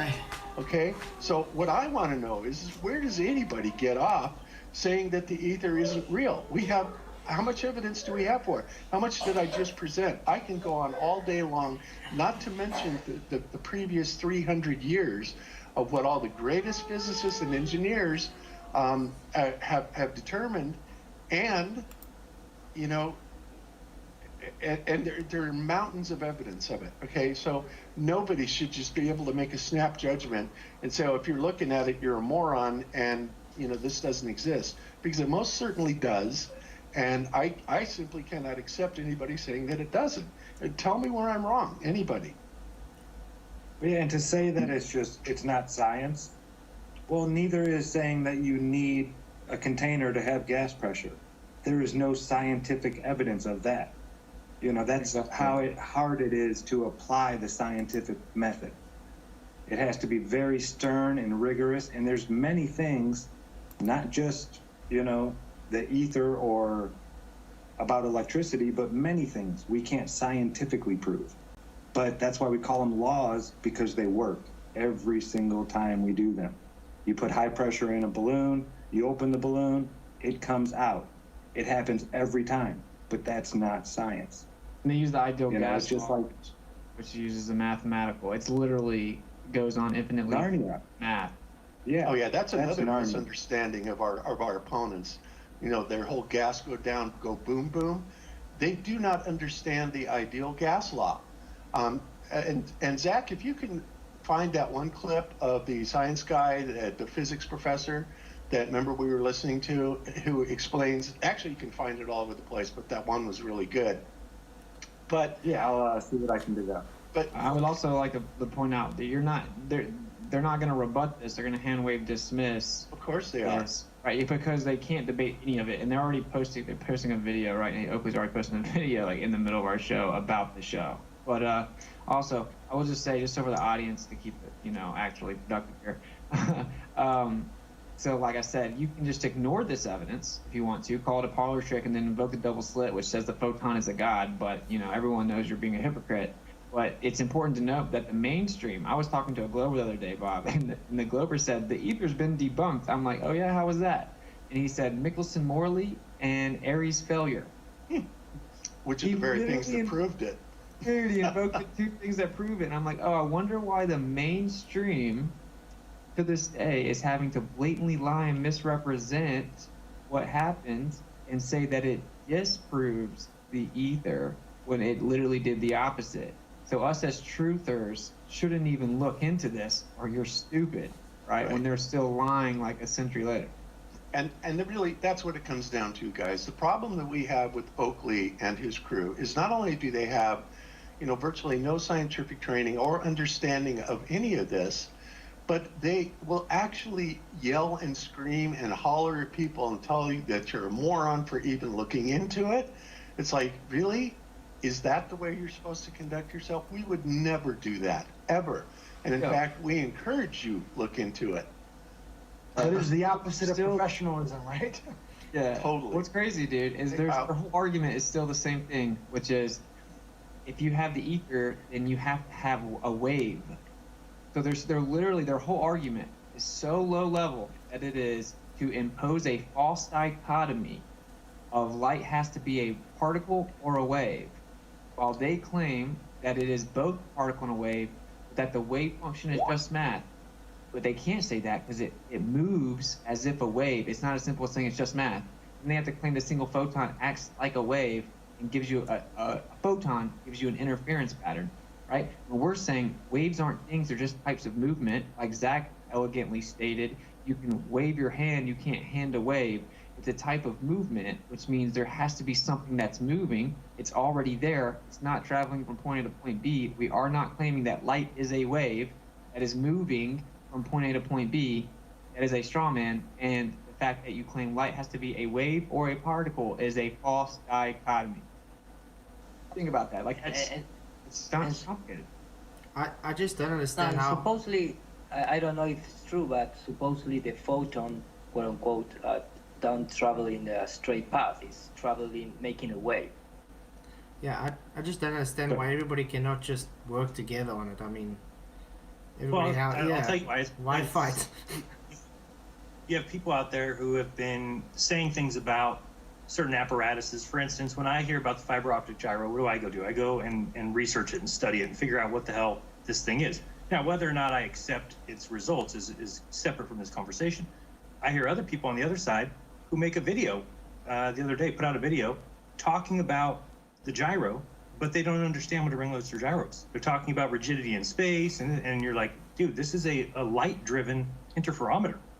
And this is a guy who's been making fun of Bob and saying, oh, there's no 15 degree because this and this, and he goes, everything's wrong with this gyro, but he's confused. He doesn't even know what the gyro is. He doesn't know what a ring laser gyro is. You can play that video and see that he has no idea, no clue. So when you have people like that are militant, calling people names, who don't even understand what they're talking about, that's why you just can't get along. What are you supposed to do in that case? Yeah, or what do you do when you're talking to someone and then you say, no, I'm saying that the light's already there, Oakley. And he says, oh, so whenever a room is dark, the light's already there? And I said, yes, there's already light there.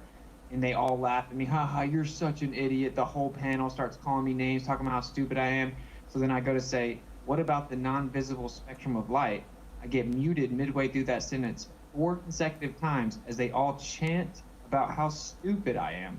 Then I finally get to say, what about the non-visible spectrum of light? And then they all just immediately shift, run away, change the subject to another strawman. That's the kind of people that we're dealing with. Like, point blank, dishonest, remedial debate, right? So I don't know where all the arrogance is coming from, but yeah, if light's already there, if it's literally in every square inch of existence because there's background radiation and not just visible light is what light is, and then I say you're conflating the rate of illumination or perception with what light itself is. It's already there, and it's been 3 weeks, and I've gotten no rebuttal. Right, so it's just. So what do you think would happen if, let's say, back, I don't know how many hundreds of years ago it would have been, that there was no other kind of light? So basically, if people would have come along saying, I think that there's other types of light that we can't see, they just would have got laughed out of the building by these guys, right? Because they didn't know that infrared light existed. They didn't know X-ray light existed. They didn't know gamma rays existed. So to me, it seems like that's where we're at with this ether idea, is to just dismiss things and make fun of people. I think is a bad position to take, because you don't know. You don't know. I just want to know. That's exactly right. With the interferometer gyro, doesn't that show that the light travels at different speeds though? Because that's what they're claiming. No, Absolutely. again. Oh, okay. I have to say, you have to understand, there is a difference in what the light itself is, physically traveling from point A to point B, and then how quickly we see the illumination. So it's a rate of induction. And I misspoke. It shows that there is a difference in light speed around the respective paths. The ether is controlling the speed of light through the rate of induction, commensurate with whatever the medium itself is. Okay, and this is how it is so precise, Keith. It is so precise that we can actually detect distances or measurements down to thousands or 10,000s or even 100,000s of a micron. And that's how we know we're moving around the sun. Exactly. And that is exactly how we know we're not moving around the sun. And so what did they say? And they knew that, right? When Michelson Morley did it, they love to talk it as a null result, but it actually wasn't a null result. It was actually 1/40th of what it was supposed to be. So 1/40th of 66,000 miles per hour is about 1,500 miles per hour. So what they were actually picking up is the ether. Exactly. And dude, the fact is of the matter that we have a quantification of the rate of induction, right? So light illuminates at around the same rate, right? So, but it's not traveling. Like we have observations of transmissions through coaxial cables 3 times the electric speed of light in a vacuum. Cherkanoff radiation shows light within water way faster than it's supposed to be with the speed of light in water, right? We have all kinds of things that show that that's not true. But we use the quantification of the illumination rate, which is an induction rate, right? And then everyone starts chanting again saying, oh, you don't have a speed, but you need a rate, you dumbo, that's a speed, ha ha ha. Because again, they don't understand this simple remark, right? Which is that you're quantifying the rate of perception or illumination. That is not synonymous with what light itself is. It is not physically traveling. So then I can give them like an elementary analogy. If you have a lake, right, and then you see a ripple go from one side of the lake to the other side of the lake, right? If you count how fast it takes that wave to move through the water, how long did it take the lake to get to the other side of the lake? Yeah, it's like saying it was already there. It was already there. That's what I'm saying. So, it's the same with the light. It's a straw man to say that light's a wave. That we have to say light's a wave that travels from point A to point B. It's a rudimentary misunderstanding of what's being stated. So if we just understand how ironic this is? Yeah. So if we just change the frequency, then you're having the different light spectrums. Exactly, and that excites it, and then we see it, and then it induces back into the ether and is no longer visible. Once you remove that disturbance, the source of the disturbance. That's you right. can't have light without electricity. Remember one thing about frequency and resonance, guys, is that the closer you are to resonance, the more power transfer there will be, the more speed there will be, the more in a condition of non-resonance or disresonance or discordance, the slower things will be. Therefore, the medium does make a difference, and that's why we have all these different things. And this, like I said, this kind of goes back to the ideal gas law. And the ideal gas law is, like I said, is being totally misunderstood in that, they tell us that gas goes in all directions constantly, and it will do so as long as it's under excitation by either heat or pressure, right? But what they will also say then, but the ideal gas law is a lie. Why is it a lie? Why would they lie about that? Well, the reason that they say that, and they do that, and it's true, is because the gas does succumb to like downward forces. It does succumb to things. They only invoke the ideal gas law because it helps the mathematics work, right? That's the only reason. Other than that, the gas is not behaving any different than anything else. If you put the lightest gas that we're aware of, hydrogen, in a vacuum chamber, I guarantee you it will sit at the bottom of that vacuum chamber until some other material like helium comes in and displaces it. Then the helium will be at the bottom and the hydrogen will sit on top of the helium. Right now, and then if you add excitation by heat or stimuli pressure, then it's going to start firing the stuff up. It's going to become homogeneous, and it's going to go firing all over the place. But this is another misunderstanding by somebody that has no scientific background whatsoever, has no damn idea what he's talking about, and yet he is sitting there criticizing people for doing their own research and telling you. Sorry. It's unbelievable. It's absolutely. I just want to make sure that this is understood. It's the epitome of troll behavior. I just want to make sure this is understood because I know that it's not intuitive based on how we were taught. Okay, so we're using the word speed, but it's a rate of induction, and that's the rate of induction is how quickly we see the light illuminate. We've quantified that. We can use it for laser distance finders. We can use it for radar, right? Because it's consistent. The rate of induction relative to the medium. Okay, that's called the quote-unquote speed of light. That's what it's called. But it is not physically traveling from point A to point B because the light is the background illuminating. It's already there. So it's a rate of induction, okay? But it is not a speed physically traveling from point A to point B. And it's important that people understand what's actually being said. Light is not a wave nor a particle. because waves aren't things in and of themselves, they're just a type of movement. It's a disturbance of what's already there. You have technically, you have a coaxial circuit, you have an oscillating electric field, an oscillating magnetic field, right? And then you have intersections of that. They try to isolate it. They make up stories of physical particles of little spheres called photons, as Einstein told them to. Okay, so the light's already there. It doesn't matter if you look at the wave, the light didn't travel from point A to point B. It's an important distinction to make, because now all of a sudden we can explain all the phenomena. And it's not, that means that light's already there. Austin, you're crazy. You're saying light's already there. Yeah, light's everywhere. No, it's not. It's a dark room over here. No, there's literally background radiation, aka light, everywhere.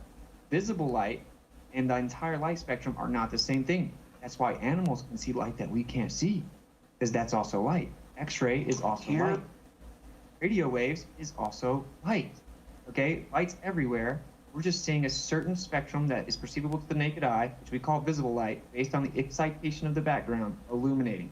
This may be higher level, okay, but the last thing it is that the people So guys, as I mentioned, the people that are discussing it and understand it are an embarrassment to flat Earth and are stupid and need to be ridiculed and scalped. Okay, that's the point here. I think that's what we're trying to establish. It's like, agree to disagree, don't discuss it, but definitely don't go around falsely touting intellectual high ground and berating people. I mean, I think it's insane. I think it's absolutely insane. So, okay, I'll stop ranting.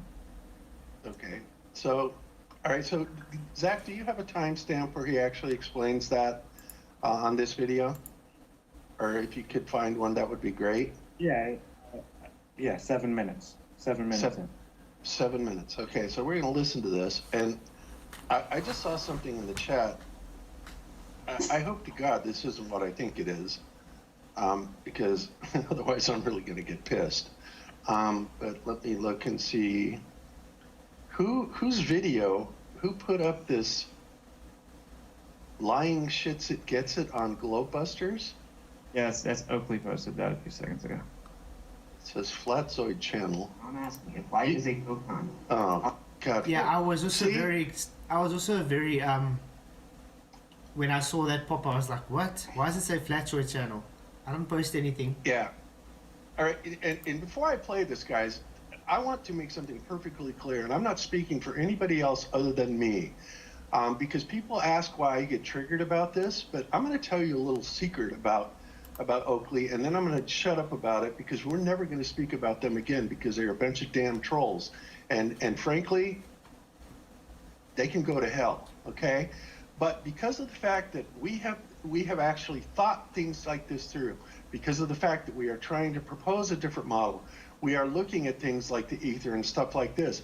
As a result of that, Nathan Oakley has attacked each and every one of us. Quantum Eraser has attacked each and every one of us, even people that he doesn't even know, like Iru. Arwen has gone around spreading rumors that I support child rape and child molestation, all because we disagree on the technical point about gravity and the ether. Now, this isn't the lowest bunch of pieces of shit there are on the web. I don't know what else to say. But they have Austin on their channel. Nathan cuts him off, asks him how his balls taste, all this stuff. I mean, these people are egregiously disgusting. And, that's all I'm going to say about it. And this is why we don't get along with them. This is why we will never work with them. And they are a bunch of morons. And this is also why they have, whopping 2-digit audiences. Because Nathan can't control himself. He's out of control. All he does is scream and holler and all this stuff. And he has absolutely zero technical training whatsoever. And he thinks he knows it all, and he wants to be king of flat Earth. Fine. If you want to be king of flat Earth, Nathan, you can be king of flat Earth. But leave the rest of the community out of it and quit expressing your disgust for people that are looking into this with earnestly. And that's all I'm going to say about that, okay? So let's go ahead and play this at 7 minutes and find out where else Nathan is wrong about this. And then we will continue our discussion in a friendly way. Okay, and that's all I'm going to say about it, guys. And I'm sorry I did this, but it's been eating at me for well over a year, and I'm done. I'm done. I'm done with it. So let's go about 7 minutes here. And what allows this to be the case? Don't write this down. Oh, shoot. Okay, can you hear it? Yes. Okay. And of make-believe. And guys, this is not stupid and this is not dumb down. But guys, as they're flying around, what are they experiencing? They're running into each other. What else? Running into the side of the balloon. That's why they push out and it creates pressure, because literally the molecules are pushing out. But guys, the deal is this. There are an uncountable number of molecules inside this balloon. It's my breath. But whatever the gases are inside of here, this is absolutely chaotic. It defies study because it's so complicated. You get the idea? So guys, the question is, how do we fix this? And the answer is, we go to the land of make-believe. And Narnia? You go to the land of Narnia to fix this? No, tell us more. Guys, this is not stupid and this is not dumbed down. This is smart science. If you've got a system that's so complicated that you can't study it, what do? You simplify the system. And guys, that's what ideal gases are. Ideal gases are simplified gases that make our lives easier. Now guys, be clear. Do ideal gases really exist? No, but we treat them as if they exist. And what allows this to be the case? Don't write this down. Oh, shoot. Guys, don't write this down until I tell you.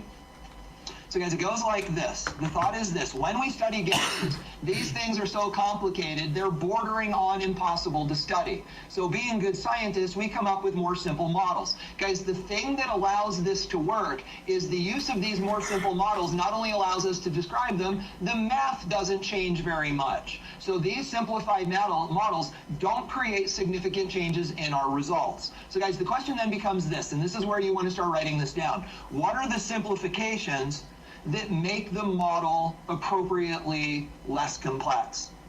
And guys, it's this. There are two simplifications. You need to understand them. Simplification number one. So ideal gases are gases composed of particles with ... Oversimplification number one, mass but no volume. That is oversimplification number one. Mass but no volume.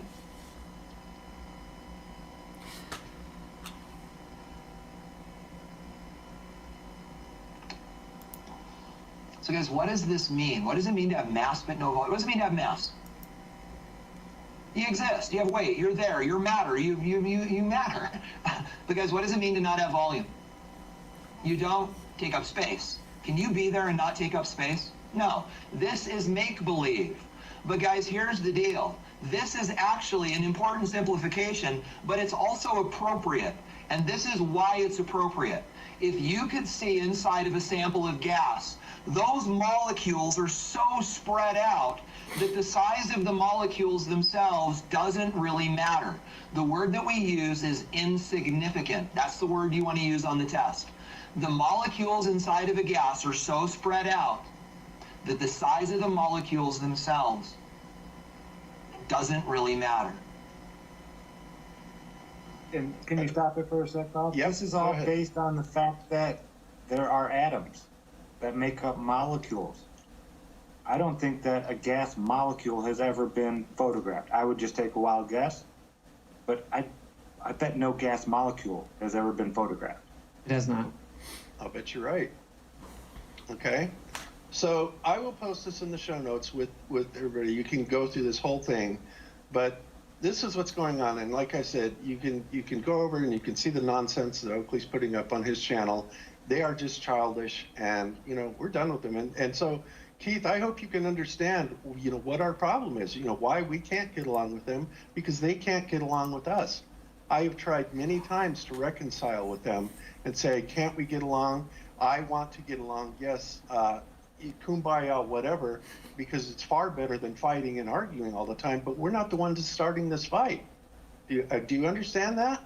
Yeah, look, it takes two to tango, so obviously if you want to yeah, pieces when you make personal YouTube shorts, the person attacking people, how long you're supposed to get to do that. But I want to again clarify this. So what the video is about is me asking him about a single. I said, how does a single photon create a wave pattern? He said it doesn't. I guess he said that and I didn't hear him. So then I've been going around saying they won't answer the question, and then he put that I'm a liar, right? Anyway, so again, they actually won't answer the question. He's just wrong. He's wrong, but I'll just read it. So, can one photon create an interference pattern? Thus, it is possible to perform the double slit experiment using a single photon. In this single photon variation, imaging will still detect fringe patterns, but they will be built up by multiple photon detections.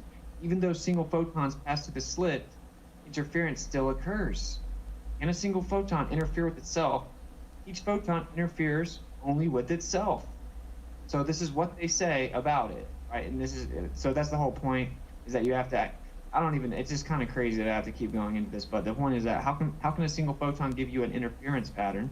And we're not claiming that light is a wave or a particle. That's a false dichotomy. Waves aren't things, it's just a movement of the medium. Okay. Sorry, it's just really waving. But yeah, one thing you won't see, Keith, is us, making little short videos, blasting people, and seeing how ashamed of them we are, and they're a disgrace to flat Earth because they're looking at something. You will never see that here, ever. Yeah, that's. Well, I do agree. It's waving, but it's not a wave, right? Yeah. That's like one. It's a verb, it's a verb, not a noun. Yeah, because that's one thing I don't understand. Everybody's supposed to be working together. This whole thing is war between the two sides. Is kind of ripping us apart away from the actual discussion of the globe demolishment. So it's been that way for a while. Yeah, it's been that way for quite a while. And believe me, I have tried. Well, 3 times. I have tried 3 times. I would go into all the sort of details, but I already gave you an overview. What's the retaliation? That I'm a child molester? Are you freaking kidding me? What kind of rebuttal is that? Bro, I went between FED and Globebusters quite a few times when there was all this bad blood, I guess, I didn't know about. And I walked everyone off the ledge. I was the peacekeeper. I'm like, let's not do this. We got to have a unified front. Tried to be all buddy-buddy with everyone, keep everyone cool. Got berated about electrostatics when I got pulled on there. And got asked about my opinion about Aether. Got berated. Told him I didn't claim it was science, it's just my opinion. And got YouTube shorts made about me, cut up, insulted. And then 3 consecutive weeks of them attacking every single person that I know. Viciously, sending people after me to just troll me constantly, and then go back on there, and the same thing happens again, as I was asked to go on there. So, can you maybe enlighten me how it is that they're not just objectively in the wrong, so we can try and work on what we're doing wrong here? Because it's really petty. I guess FTFE, right? It's worse than FTFE. You know he's at the bottom of the barrel there when he has to resort to that kind of junk. That's crazy, bro. No, because at the end of the day, Gets more views with it.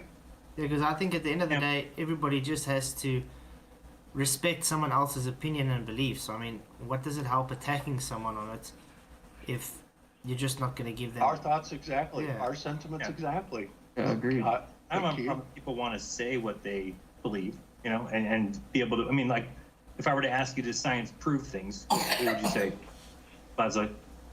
Sorry. Can science prove things? They do prove the hypothesis, so they obviously prove something. They disprove the null, and they prove your hypothesis. So yes, they prove.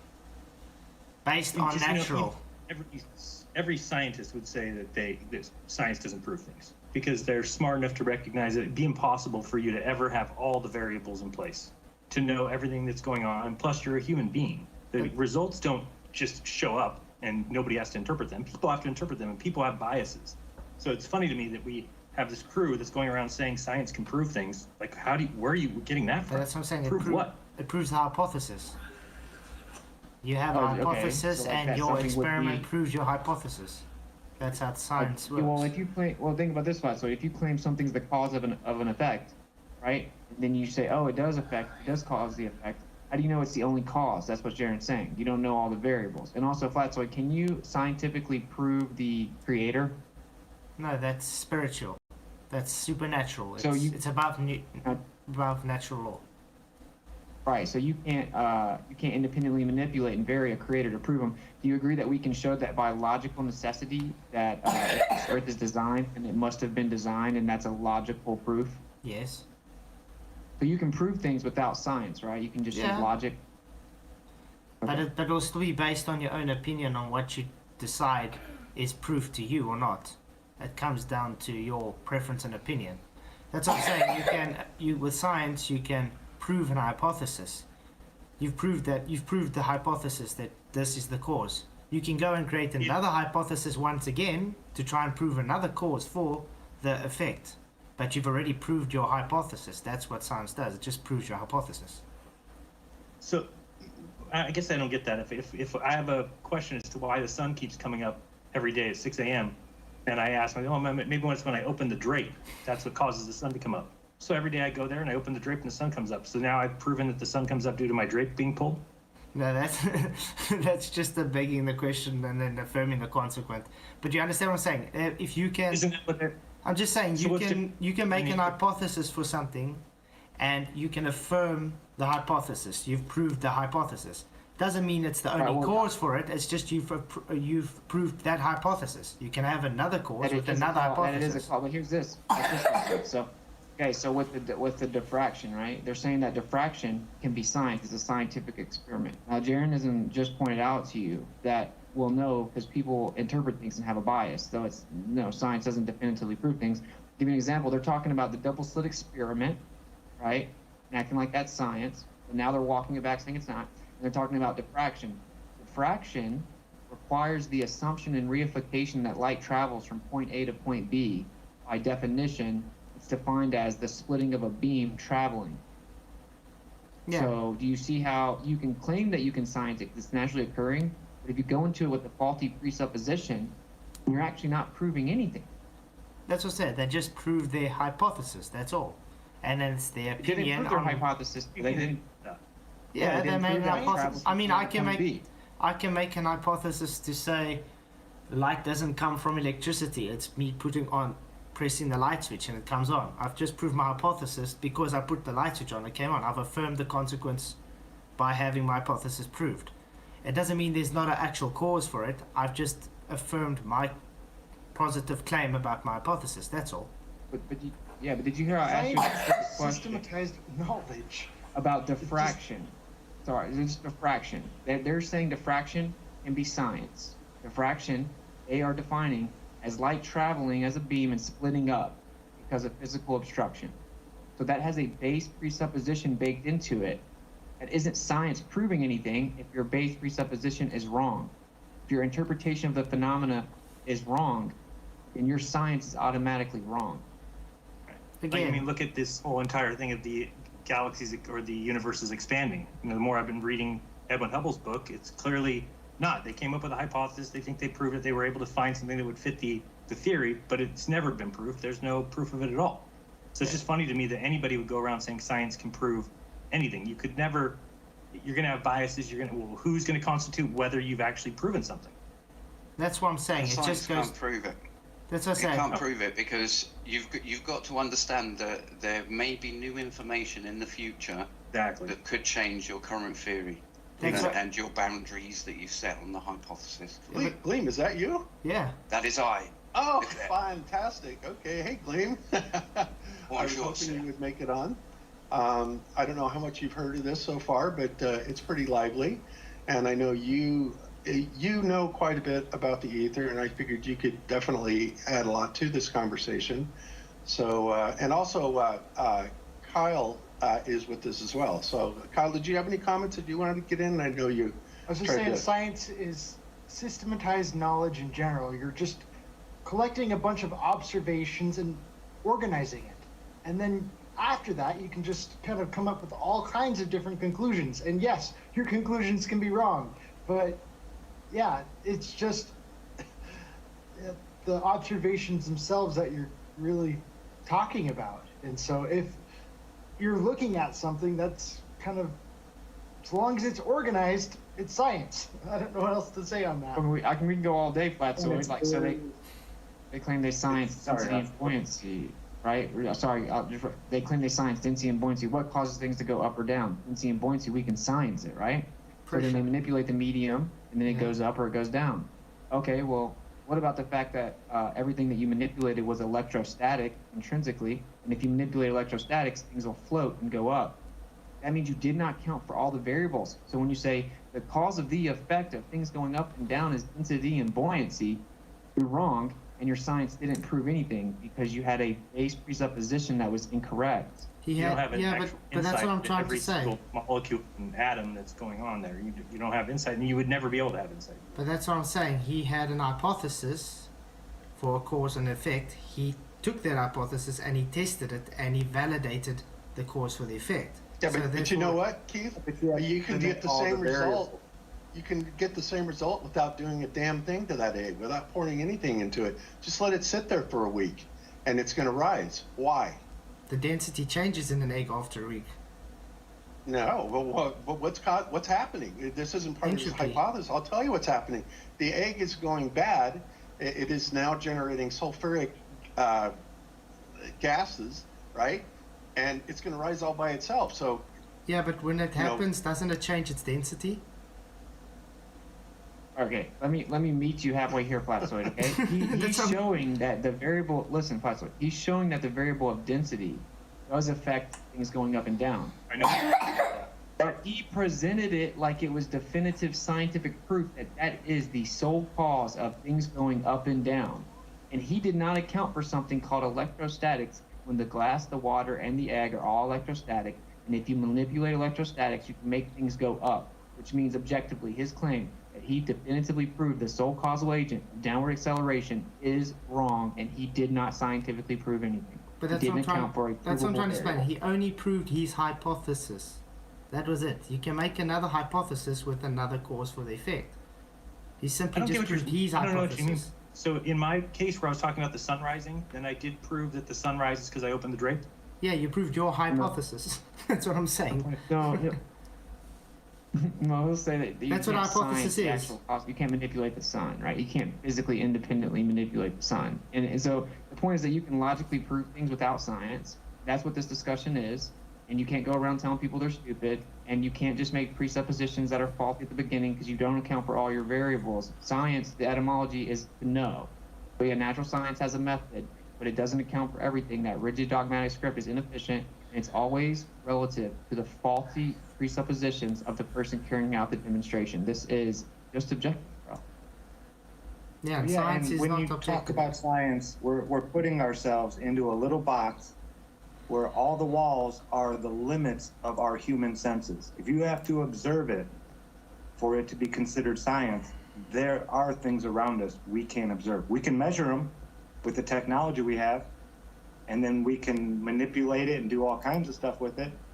We know there's magnetic field lines. We use them on all kinds of maps, all the way down to hiking maps, where people go hiking really long trails.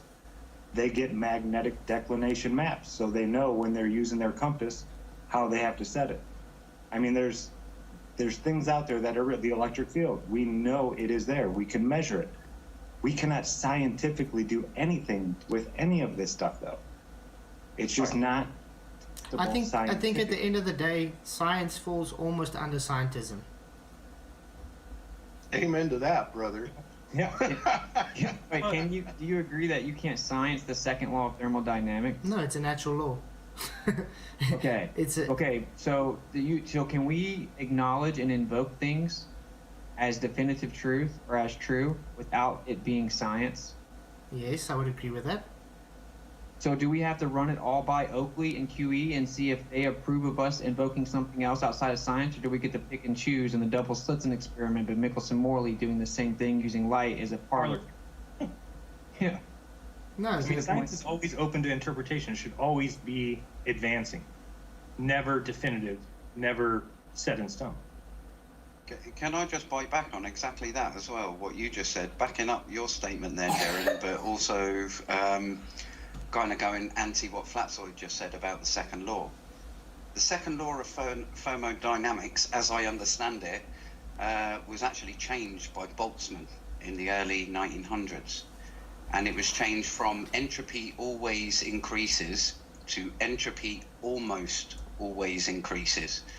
And he basically, it's said to be that thermodynamics, or studying the second law of thermodynamics, is the deadliest science to study, because so many people have actually committed suicide over just studying it, because Boltzmann actually committed suicide, and one of his main pushbacks was that he was going against literally every single law of science by basically saying all your laws only happen most of the time.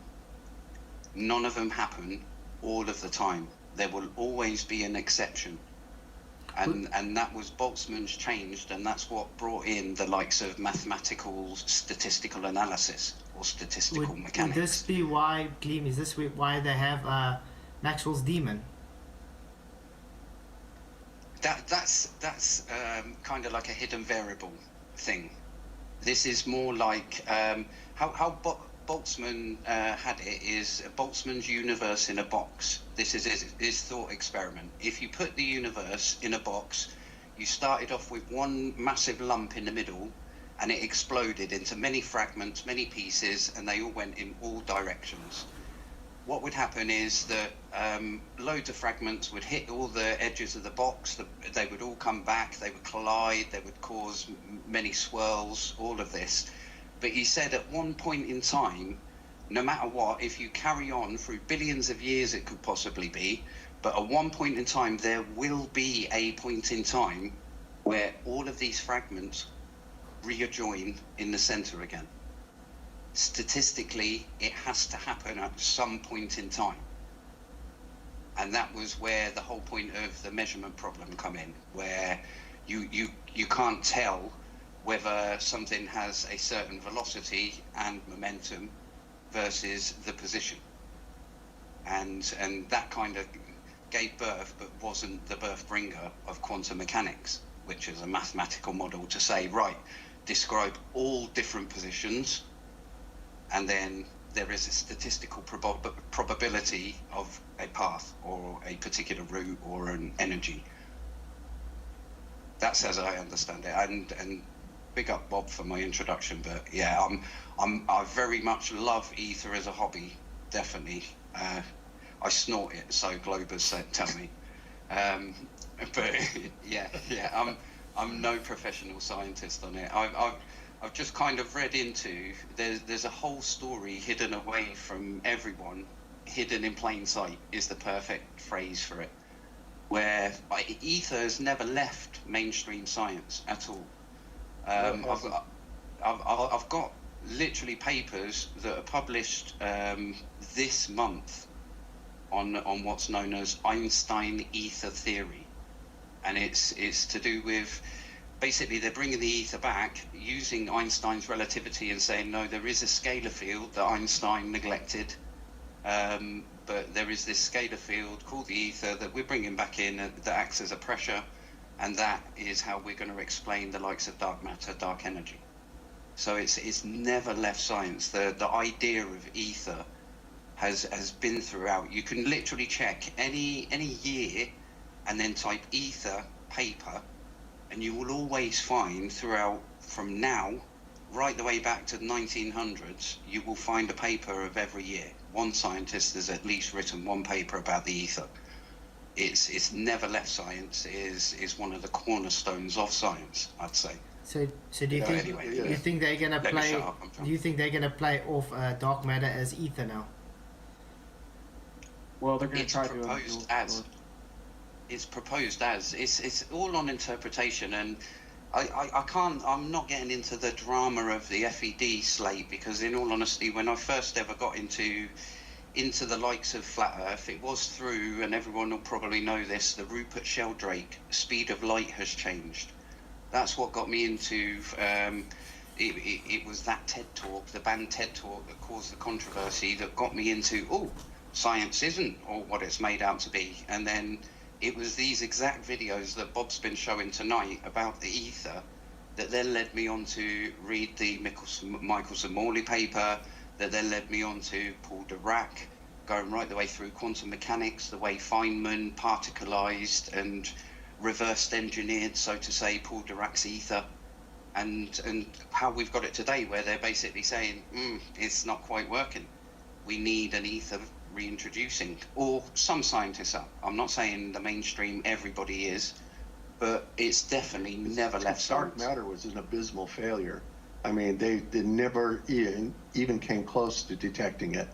And, that changes the entire paradigm of the way we look at the universe. That's because they have to go out. Here's a question. Be spinning, and they say that it's dark because it doesn't interact with electromagnetic phenomena as the ether does, of course. And Einstein said that it can't be treated as a medium with motion applied to it, because that would debunk that the Earth is revolving, and so that was the difference. It was replaced by relativity as a devotion to heliocentrism. Does a hypothesis have to be right in order to be considered science?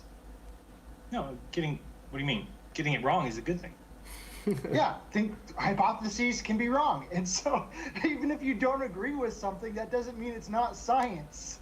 Even if they're absolutely wrong on the matter, Right. that doesn't mean it's not science. If I do the window thing again and I say, okay, the sun's going to rise because I'm pulling the drape open. Well, guess what? If I go at 4 p.m. and pull the drape open and notice the sun doesn't rise, I've now invalidated that hypothesis, which only gets you closer to the truth. We now know that it's not the opening of the drape causing the sun to rise.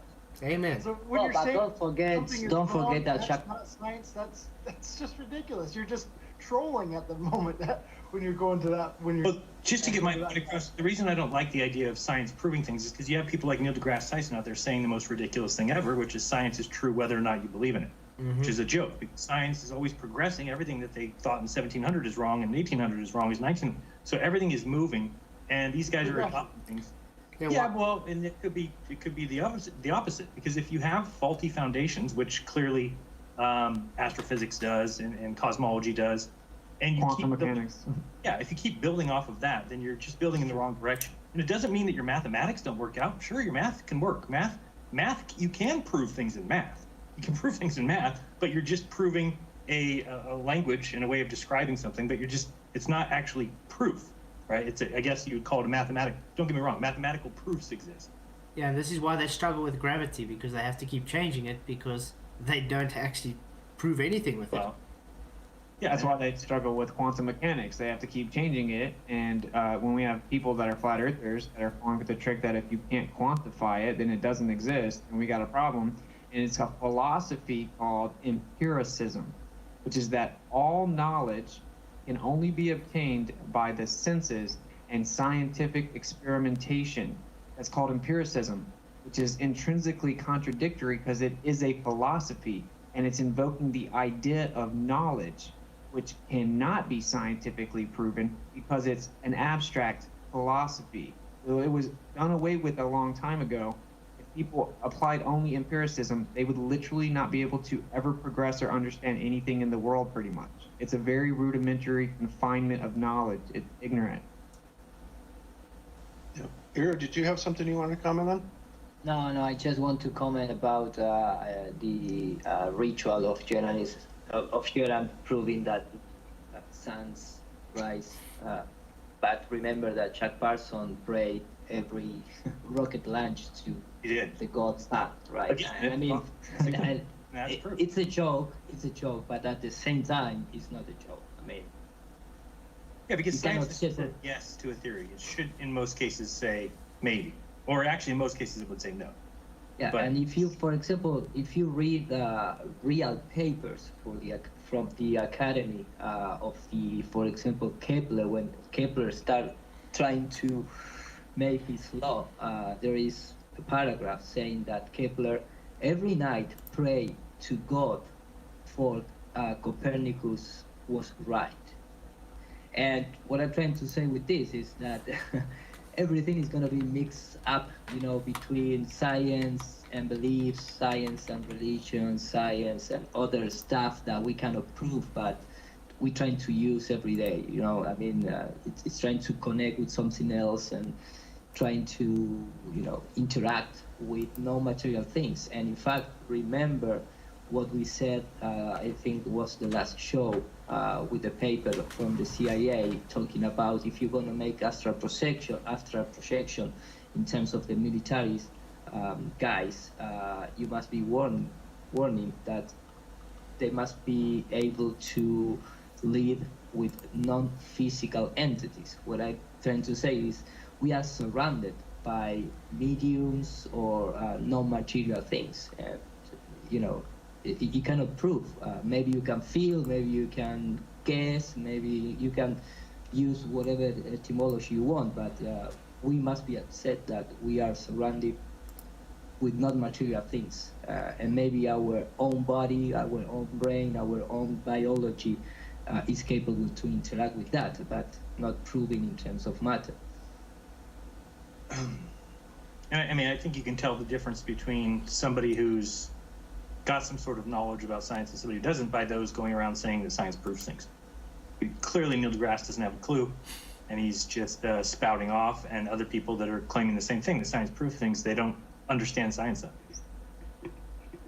And the nuance is that he's saying that, you know, it can specifically prove or falsify a specific hypothesis.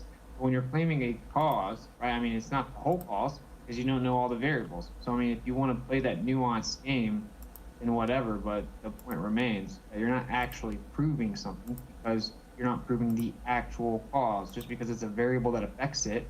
Right, I mean, these guys, the Globers go out and they look off in the distance and they maybe see a building hid by a little bit of water and they say, okay, well, my hypothesis is that that's because of Earth curve, and I do the measurements and it is because of Earth curve. But they didn't prove anything. It's all based on their assumptions. It's based off of what they think is going on or what they've been told is going on. There's just so many variables that I find it hard to believe anybody's going around saying things prove things. Yeah, I mean, I can understand the value of it because the globe Earth is propagated with pseudoscience, which is just mathematical reifications, and it's good to call them out. Like, well, what'd you do to prove this? What's the experiment? But that doesn't go to say that you literally can't discuss anything unless there are two people that tell you, as the unelected cult leaders, that it's okay. Like Flatsoid, if I ask you a question, bro, does there exist a metaphysical realm? Metaphysical, as in it's not physical. It's just, but it's there.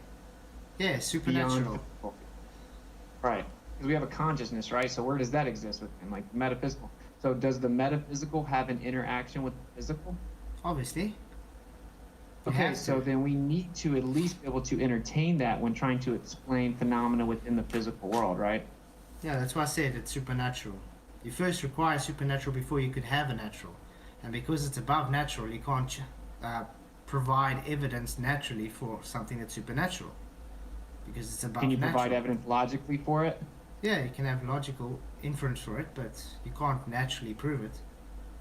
You can provide logical evidence, and if you have a true dichotomy, then you can logically show that by way of axiom. So if I say electromagnetic phenomena must be sustained within something, because the alternative is that it's sustained within nothing, that's a true dichotomy. Either something's there sustaining it, or it can be sustained within nothing. If I say that propagation requires a medium, or it can propagate with no medium, that's a true dichotomy. These are logical axioms, right? So that's the point, that logic is useful. Proof, by the way. Logic can't. Right. This is like literally logical axioms. There's no other alternative, right?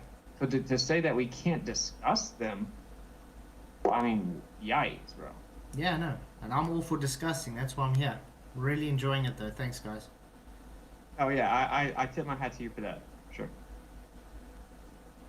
Yeah, absolutely, Keith. I mean, we're glad you're here. And, you know, it's the kind of dangerous, reckless, you know, thinking and statements that will kind of back somebody into a corner to try and prove their point, that they will be forced into making statements like electromagnetic waves or electromagnetic radiation doesn't exist, right?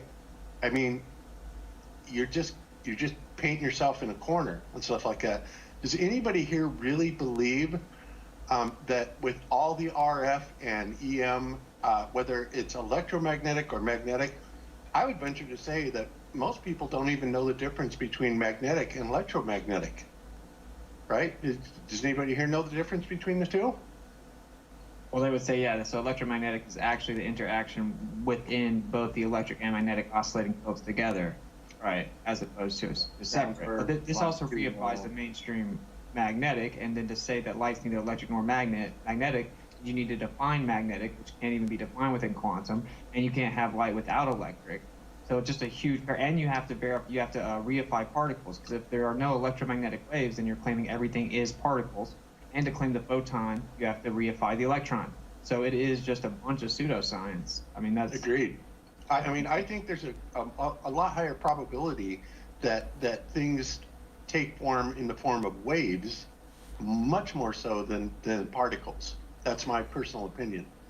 And what do you think about my analogy of how, like, yeah, it's waved, right? Like, but waves aren't things, but so there has to be a medium that's waving. So, like, what do you think about the analogy of, like, say you have a lake and then you have an earthquake, right? So, like, that whole thing shakes, and then it just illuminates.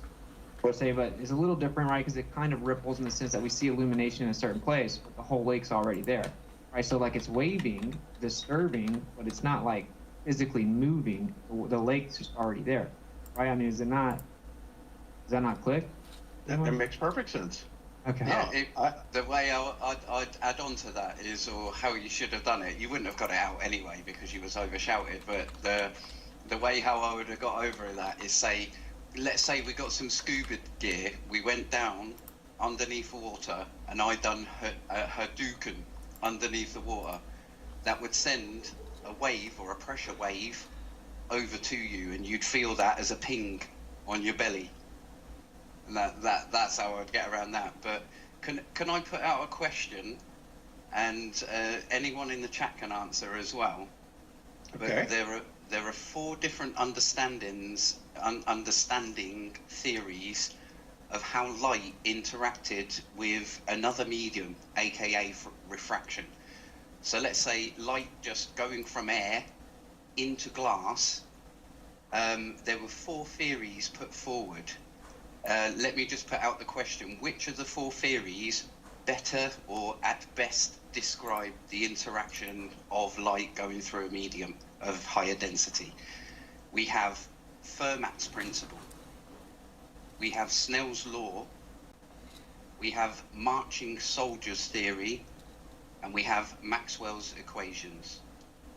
So just to go over them again: Fermat's principle, Snell's law, we have the marching soldiers theory, or Maxwell's equations. Put the answer in the chat now, quick. A, B, C, or D. Well, I think part of the problem, Liam, might be that they don't know. In fact, I don't know what a couple of those are. Fermat's principle or the marching soldiers. I'm not familiar with that. Let me explain them. Okay, Fermat's principle. You've heard the marching soldier before, Bob, but I've never heard it called that. But I know exactly what you're talking about, I believe, Liam. Yeah, so Fermat's principle, I got this from Fermilab, by the way, so I'm not educated on this, but this is how it was put across on how refraction has finally been discovered. But Fermat's principle is a wave theory of light. So Fermat believed in the ether, same as Huygens, same principle really, or a wave theory principle of light, where as it entered the glass, it would cause similar diffraction patterns to what you see in the double slit. Yeah, double slit. So at each point, let's say each individual wavefront that hits the glass, it then turns and goes to the correct angle, but it produces so many or infinite number of wavefronts, which I'll explain later. But either way, that's the wave theory. You have Snell's law, which doesn't really tell you if it's a wave or a particle. All it really tells you is the angle of incident of the light going into the medium versus the density of the medium would determine the angle of incident out of the medium. But it does actually work very well, though. Snell's, thank you. Either way, that's a very good comment. Take that as a hint, either way. But the third one, marching soldiers. This is the particle theory of light, where if you can imagine, marching soldiers are thousands of photons all marching side by side. They start all off, and obviously there's millions following them, but the first lot that hit the glass, there would be a angle change, obviously, due to the speed in the medium. Yeah, we all understand the refraction would slow down at certain points, Now, unfortunately, yeah, there is issues there, okay, with the particle version, or you have Maxwellian, which is electromagnetic wave. It comes in, it hits as a wave, and it will leave as a wave in a similar way to how the Snell's law angles work. Okay. But the question was, which best describes how light operates under basic refraction? I put my answer in the chat. Yeah, I'd have to say Snell's. That seems to make the most sense to me. But that's something that I'm really going to think about and look into a little bit further because honestly, food for thought. Yeah, I would have said Snell's just based on my limited understanding of the variety at the moment. I will say you're perfectly fine. Put it this way, I hate to say this name, but Rumpus said the same thing. Okay, now I will reveal the answer because the actual chat out on YouTube's going haywire and I can't pull up the thing, but it is Maxwell's equations. The reason being is the refractive index is now calculated off the Maxwell's equations. I will explain why, and this is one of the reasons why the particle marching soldiers does not work, where Maxwell's equation has an incidence of the wave coming in, and then it kind of polarizes and inverts on itself, and that gives the correct angle. Now that is the same angle, similar, but Maxwell's is kind of more precise, but we're talking right at the 5-digit precision level. The polarization. Okay, I get it. Yeah, I get Snell's law produces the right angle, the correct angle roughly. Let's say the approximation is very accurate. However, it doesn't explain whether it's a particle that's doing that or an actual wave. Now people, and obviously the mainstream science, have opted for Maxwell's equations as being the correct understanding of how light refracts through anything, because of that wavefront hitting the medium then determines the actual directionality, let's say, and obviously the density of that medium determines how slow it will go, and then there's questions, I don't want to get into it, on how it then regains its conservation of momentum and immediately jumps back to the speed of light, which I think, I mean, Ken Wheeler says that a lot, and there is their explanation in as much as if you can imagine glass as a tiny crystal where you've got many roads to travel down which are all jaggedy left and right and whatnot. The light is always traveling at the speed of light through the glass, but it's just traveling through a path which turns out to be a lot more, therefore the time I don't want to get into that either way, but the reason why the particle model didn't work is that they assumed it with particles hitting at an angle, and what you would get, obviously the beam of light, you would have, let's say, 10 particles straight away going straight out in the beam. As that hit the angle, the glass at an angle, one of the particles at the bottom would hit, then the second, then the third, fourth, fifth, and what would actually happen is you'd have a multitude of timings of the speed of light. Now, as it releases back out of the other side, there would need to be a breach in the speed of light on the outer particle, the outer photon, to catch up with the rest to come back out at the bottom, at the end, when it comes out of the medium. So that theory didn't work, the particle light, and how they even imagined it is, let's say we join up that first row of marching photons, and we say, right, they're all holding hands, and as they hit the light, as they hit the glass, the end one spins around, so the first one is not entering the glass just yet, so they all enter in at the same time. Then what happens is that, again, a speed of light breach is required, because they're adjoined, they can't then disadjoin and all of a sudden the outer one catch up to the inner one. So the wave speed of light is the only way that they found, yes, this is the most precise, and that's what they base the refractive index on. A little bit of knowledge. So the question is, when you've got a laser and you're shooting it through a fish tank with salt water at the bottom, that ray actually bends down to the ground, right? Yes. So it's not like, so basically the longer you are looking through a consistent medium, can we say that that's always going to continue bending down? They make it sound like it enters a new medium and now it goes at the same speed throughout that medium. Yeah, it's different in as much as you are correct. That is basic refraction. Yes, it will seek the denser medium. However, it is supposed to keep its speed retention at all time. Yeah, so it's going to say, right, so it's going to say, yeah, just basically it takes a longer path. So although the speed never changes, it takes longer to go out. Exactly that.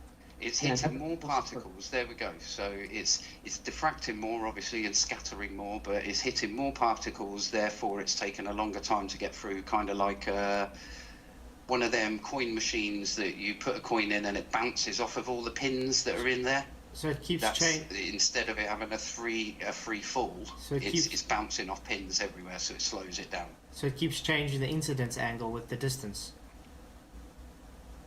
Yeah, but so we do have a problem though, right? So, but yeah, if you shoot it through glass, it slows down by 30%, and then it leaves and quote unquote speeds up, and then that would reach the conservation of energy. But they'll say that, like you said, the glass, because glass isn't like water; it's really seemingly going straight.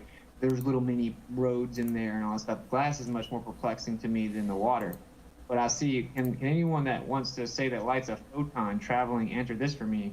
How can you put a polarized lens in front of light, and put another polarized lens in it, turn it perpendicular and block the light, and then add another polarized lens? Oh, I wish you said that to them. I know, another polarized lens, and then the light comes back. How's the photon all of a sudden come back after being blocked? Yeah, that's a big anomaly to them. There's a name for that. The Venn paradox. The quantum Venn paradox. Yes. Yeah, it's seriously. I wish you would. It was on the tip of my tongue when I'm listening to you getting cut off, and I'm just like, please just mention that. However, I will say, if you look back on the history of it, Aether took more, or the wave theory of light took a longer time to actually explain the polarization of light. However, the quantum Venn paradox is a little bit further because you have multiple filters. The polarization of a single photon, let's say, isn't too bad in particles, but exactly what you just said, echo, definitely 100%. Yeah, and like the way I see it all, how would it reappear? Exactly, it's blocked. But the way I see it all personally is like the glass is just an additional medium. So it slightly alters how you perceive the light. So the light's already there. The light doesn't go through the glass, it doesn't go through the water. It's already there. So you added an additional medium of water and glass. So it slightly alters how we perceive the light. The light's already there, right? And so I look at the same thing with the polarized lens. I would love to know how the photon goes through it, gets blocked, and then just goes through it by stacking another one. And there's many of them because they're now saying that they're not claiming light travels. So if it's a physical photon, then how does it not travel? Are there just photons everywhere? And if light can be instant, how could a physical photon be instant? So we got problems. I mean, the photon has so many problems we could talk till tomorrow, right? I mean, we must wonder why they hold on to it. There's got to be a reason, and that reason is relativity. Can I just actually half inch that and just say Bob's putting on? I think it's Bob putting on the Bell's theorem here. The John Bell paradox, is what I'm putting on. Yeah, which is a demonstration of Bell's theorem. Bell's theorem is actually proving Einstein wrong on hidden variables, meaning that there's hidden variables happening in quantum mechanics for the likes of entanglement. But this Bell's theorem, oddly enough, just because of the topic of the show, John Bell was an advocate of the ether, of neo-Lorentzian relativity, of using an absolute reference frame because it was much easier, in his words, to teach as well as to use himself. Nice. Oh, so am I still missing something with the double slit? So the photon, still a single photon creates an interference pattern, and then a single photon knows we're observing it, and then the single photon can transcend time and alter events that have already happened. Or light is the background medium that's just already there. And every time you introduce an electronic reading with the detector, you're throwing a ripple in the medium, basically disturbing the pattern. So I just don't understand. How is one even considered viable?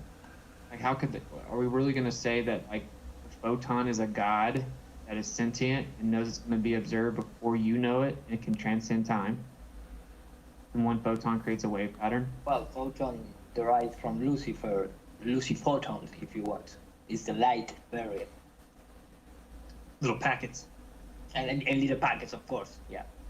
Everything is in symbology. And like I said, that we have Chernobyl radiation, right? Which is like nuclear, a nuclear reaction, if you will, nuclear energy. And then you have an immediate reaction when the light is like seemingly way too fast within this water, right? Based on the constant speed of light in a vacuum, you apply the medium differential of water, and it's way too fast in terms of creation. Like light can't be instant. It's a physical photon, though, right? So now light can be instant if it's already there, and we're just quantifying how quickly we see what's already there. So that's why I say this is far from like a scientific, definitive, black and white conversation. This is a logical discussion that needs, in-depth debate and understanding, and it's unfounded physics for so long because they're holding on to presuppositions of relativity and heliocentrism. This is one of the number one things we should talk about as flat earthers. At least as I see it. Absolutely. I couldn't agree more, Austin. But I don't mind if somebody wants to go on a different path, right? Like if those guys say, no, we don't believe in the ether because we don't think it's, this, then go and research other things. Yeah. But do not, chastise people for looking into it and tell them how much of a moron they are and how do your balls taste. I mean, it's just juvenile, it's childish, and we don't play that game. We're not going to ever play that game.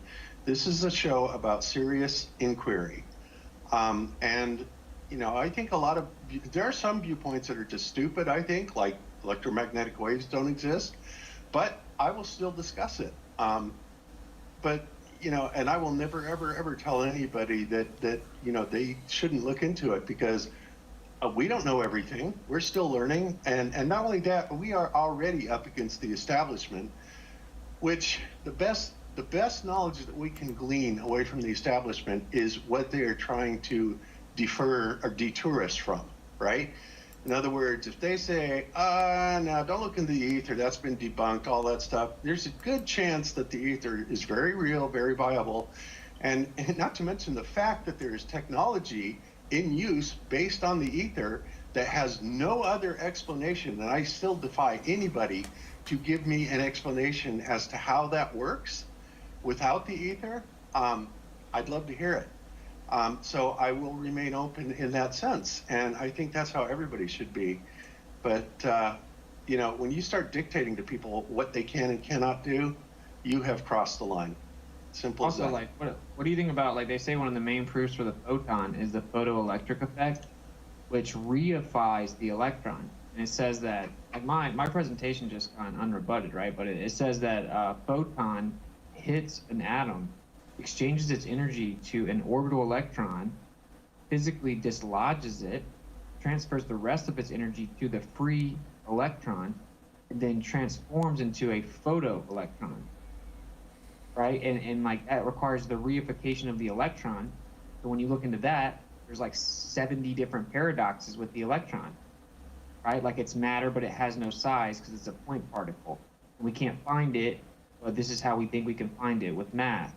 And it's actually just a cloud of entity. And all this other nonsense. And it's 100 million times smaller. And we know it has matter, but we can't detect it as matter or size. We just get a charge and then use charge to mass ratio, assuming that it's matter. And then you have to have this electron to substantiate your claims with the photon, which is what Einstein won his Nobel Prize for, the photoelectric effect interpretation. So it's this is clearly one side is atomism, materialism, heliocentrism, relativity, right? The other side is can't go there because heliocentrism doesn't work with it. I don't know. I encourage people to. I don't know everything. I'm not claiming I have it all figured out. I'm just encourage people to research it, right? 'Cause there's a lot of information here, and it seems like we've been misguided for obvious reasons, deterred away from learning about this. And so the last thing you should do is let someone else tell you not to. Just go research it like you did with everything in your path of truth, and constantly learn and see if you can put the pieces together. Exactly. Well said. All right. Cool. Well, this has been, a really enlightening show, I think, really amazing. I do want to give a couple of shout outs really quick to the Rockman side of the chat that has given us some really great tips. So I'm going to read those off really quick, and then we'll kind of start getting ready to wrap it up here. But thank you, James Ritchie, very much, very generous tip. Holy cow. Welcome back. Did you ever have the conversation with Sergio Aguero? I don't know. Did you, Hiro? Hello, Hiro. He's gone. He's gone. How dare you? Okay, well, all right, and we'll just continue on then. We'll try and get that answer back to you, James Ritchie. Ryan, thank you so much for the generous tip. Wow, you guys are just unbelievable. Lori Glenn, thank you so much for the tip. You're awesome. Robert Zafaris is always the big spender in the tip department. We thank you so much for that. Fishhead Montana, thank you so much for that. And Jezbo, thank you for the tip in Raccoon. We appreciate it. So, all right, guys. So I think we've got about 20 minutes left, and I think I want to kind of go around for one last thing for any final thoughts on, what you guys think about the ether, or any potential directions we could, investigate into, or what you might recommend for people to look into to discover more about the luminiferous ether. I can personally say that there are mountains of evidence out there, mountains of documentation by the finest minds in scientific history and engineering history, would be an understatement. I mean, it's everywhere. It is, there's every possible angle you could take on it. And I would encourage you to also look at the con side of it as well as the pro side. And as always, make up your own mind, because, it really doesn't matter what anybody else thinks. It really matters what you think and, what you can get behind. And we support that 100%. So let's go ahead and start out, I guess, with you, Zach. And do you want to have any summations, anything you're doing, or any final words on the luminiferous ether? Yeah. Like when you hear people like Ken Wheeler speak, even Austin speak. When I first started and found Ken Wheeler, I got rid of his channel a few different times because I couldn't understand a word he was saying. And he didn't explain what those words meant in any of his videos, really. He explained them using other really big words, So Thank God for Fractal Woman, right? Well, yeah, her too. She's great. But really, Walter Lewin of MIT. All his classes from 2012, I believe, are free here on YouTube. 802 Electricity and Magnetism. Just the first 5-6 videos.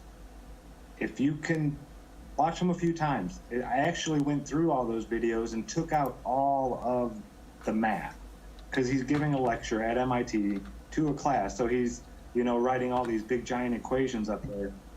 I took all that out and I called it nothing but the gravy. Nothing but when he's explaining how things work and then showing it with demonstrations.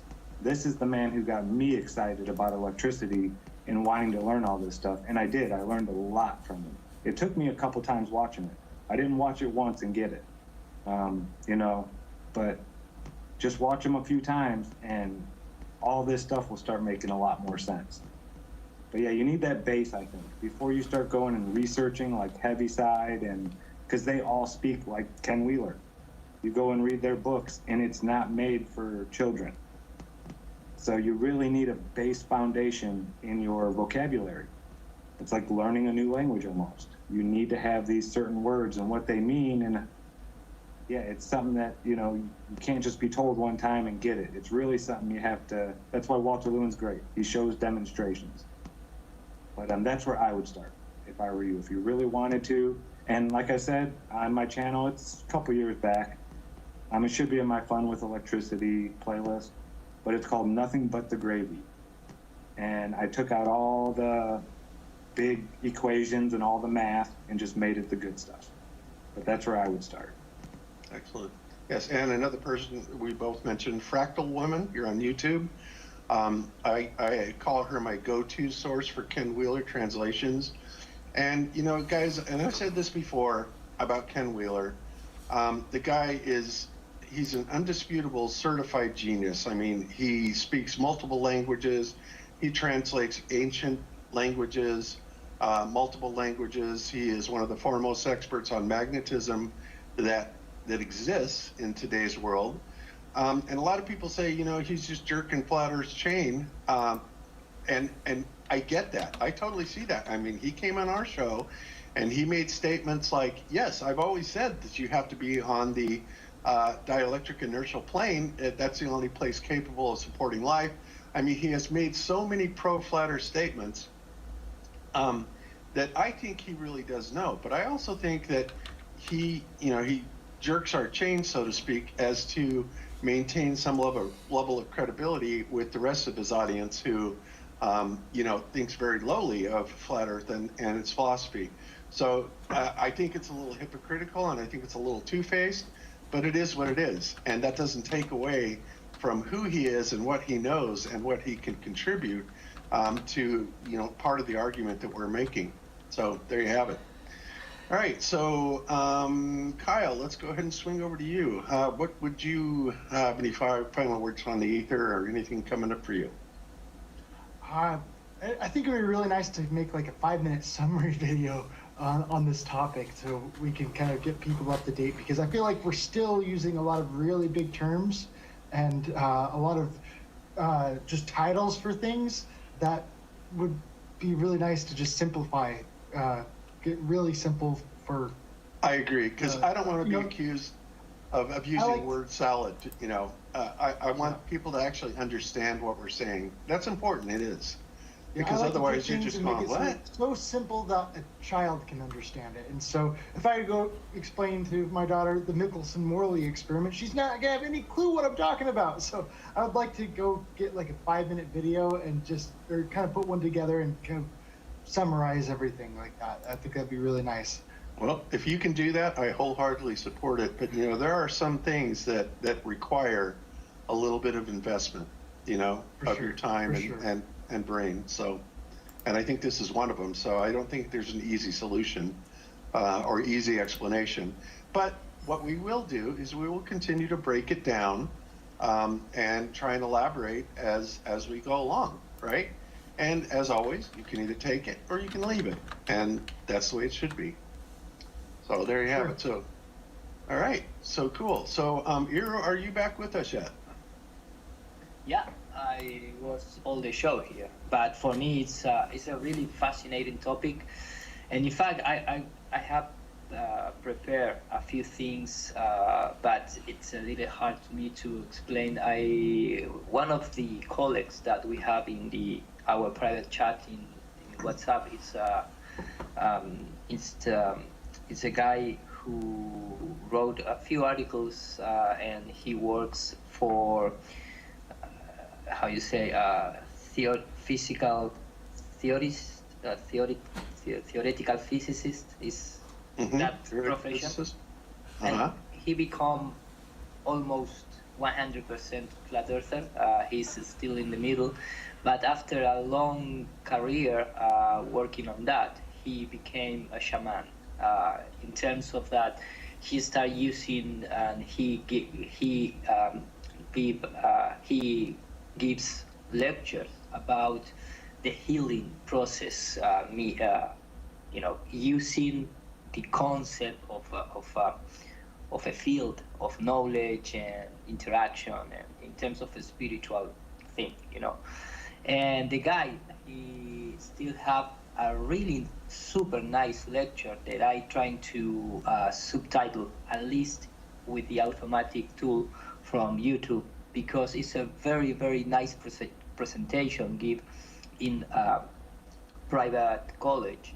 And the title is, "It's the Same, the Vacuum and Nothing." In terms, I just translate a little, maybe in English you need to say it another way. But he talks about how mainstream science transformed the word vacuum into nothing.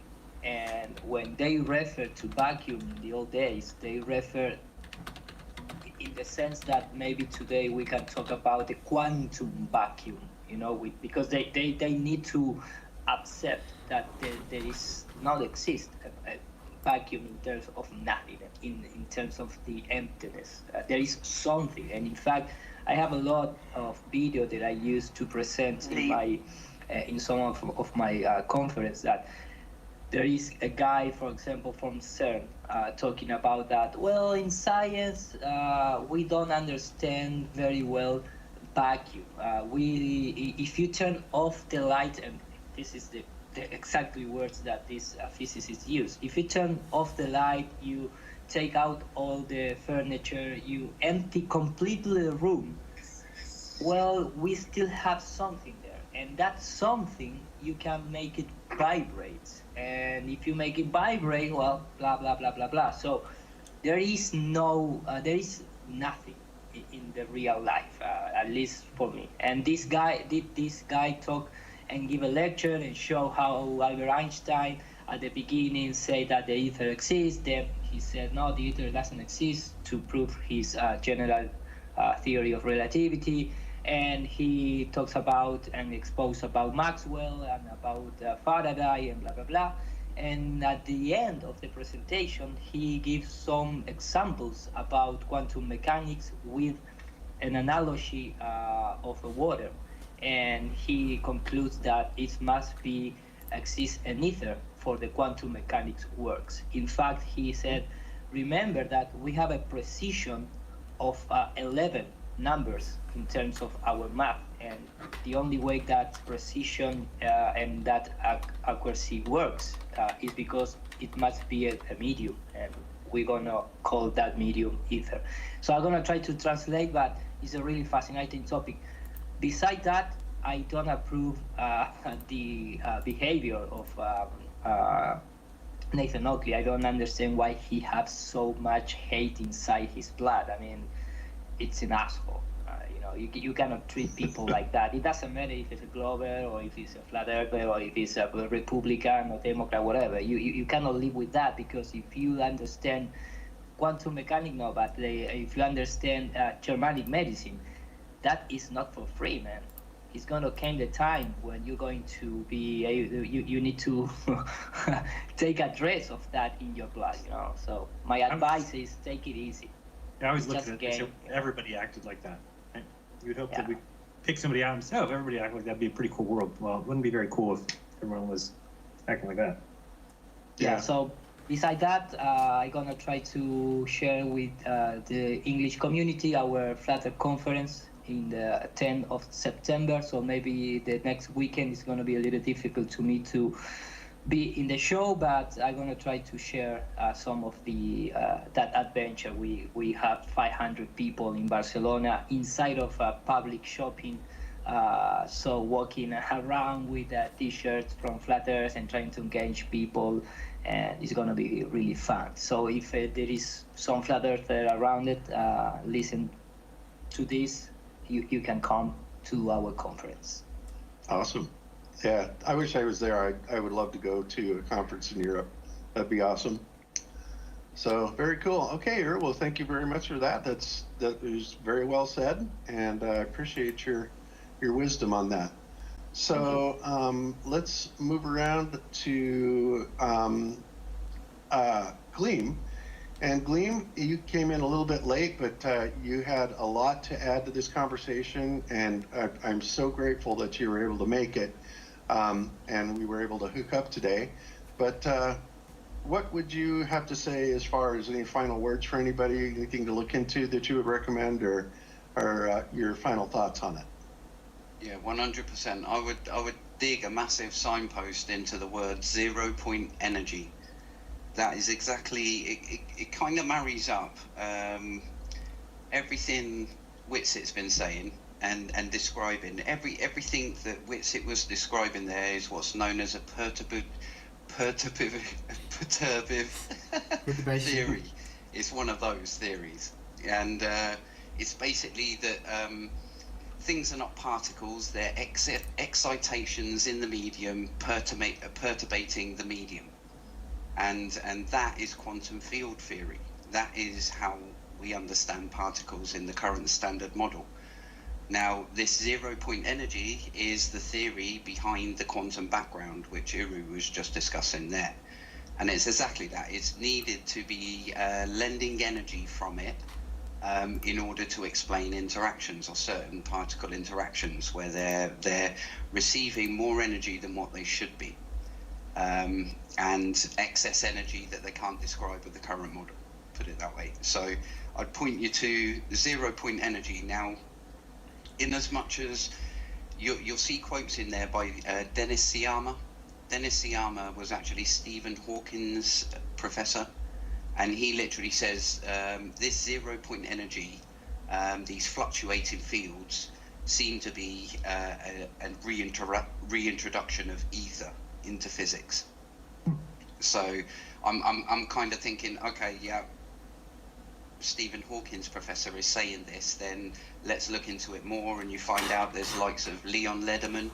He's the guy that wrote, you may have heard of it in the background, but a book called The God Particle, and it was about the Higgs boson and whatnot. In the back of his book, in his appendix, he says to describe what the ether is, I'll read it word for word. The ether, invented by Isaac Newton, reinvented by James Clerk Maxwell. This is the stuff that fills up empty space of the universe.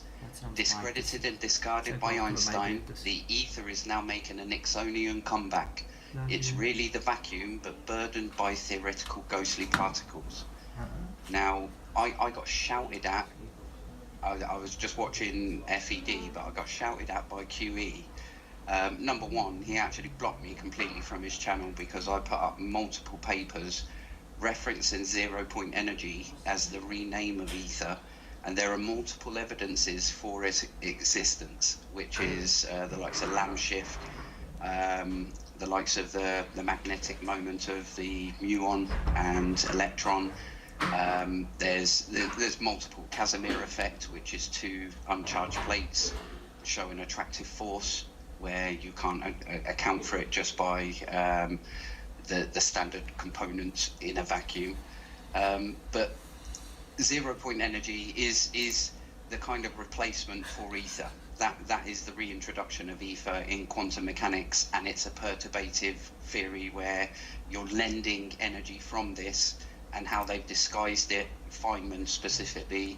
He's basically said that these are virtual particles, and they get a reverse or inverse charge. So, for example, everything to do with the ether just basically says Lorenz's, you had an absolute frame where ether stood still and we all floated through it, and it wasn't dynamic, it wasn't relativistic, and either way, that points onto that slightly to the left, and therefore it's still showing one, so there is no wave pattern.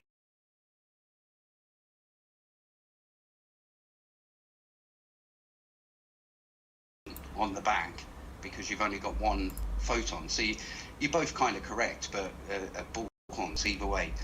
But the core thing is two effects to look up which are well known. One is Stark effect, and one is the Zeeman effect. And these two effects are massive in the likes of spectral analysis of atomic lines spectra, of what it's absorbing, what frequency of light is absorbing and what is emitting, transmitting, and that was really Paul Dirac's core explanations that he went into the maths of. But essentially it was Zeeman and Stark that discovered that spectral lines become visible when you apply a magnetic field or a electric field to a particular surface. So where the photoelectro effect's firing photons at the surface, if you charge that surface, different light and an electric field or magnetic field, so that's completely wrong to say. Put it this way, I mean, I don't know if anyone knows, but the whole of Special Relativity's 1905 paper is Einstein, 90% of that paper is Einstein reverse engineering Maxwell's equations for mass, as opposed for electric and magnetism. He was doing it for mass. And that is essentially the birth of special relativity, is Maxwellian equations for mass. I think you're why that. If you is on that type of platform, mostly in alignment on our beliefs with what the ether is. And so what do you have for final words, sir? And then the conundrum that quantum has within themselves, and still typically particles like a back time, certainly drop. is pure potential.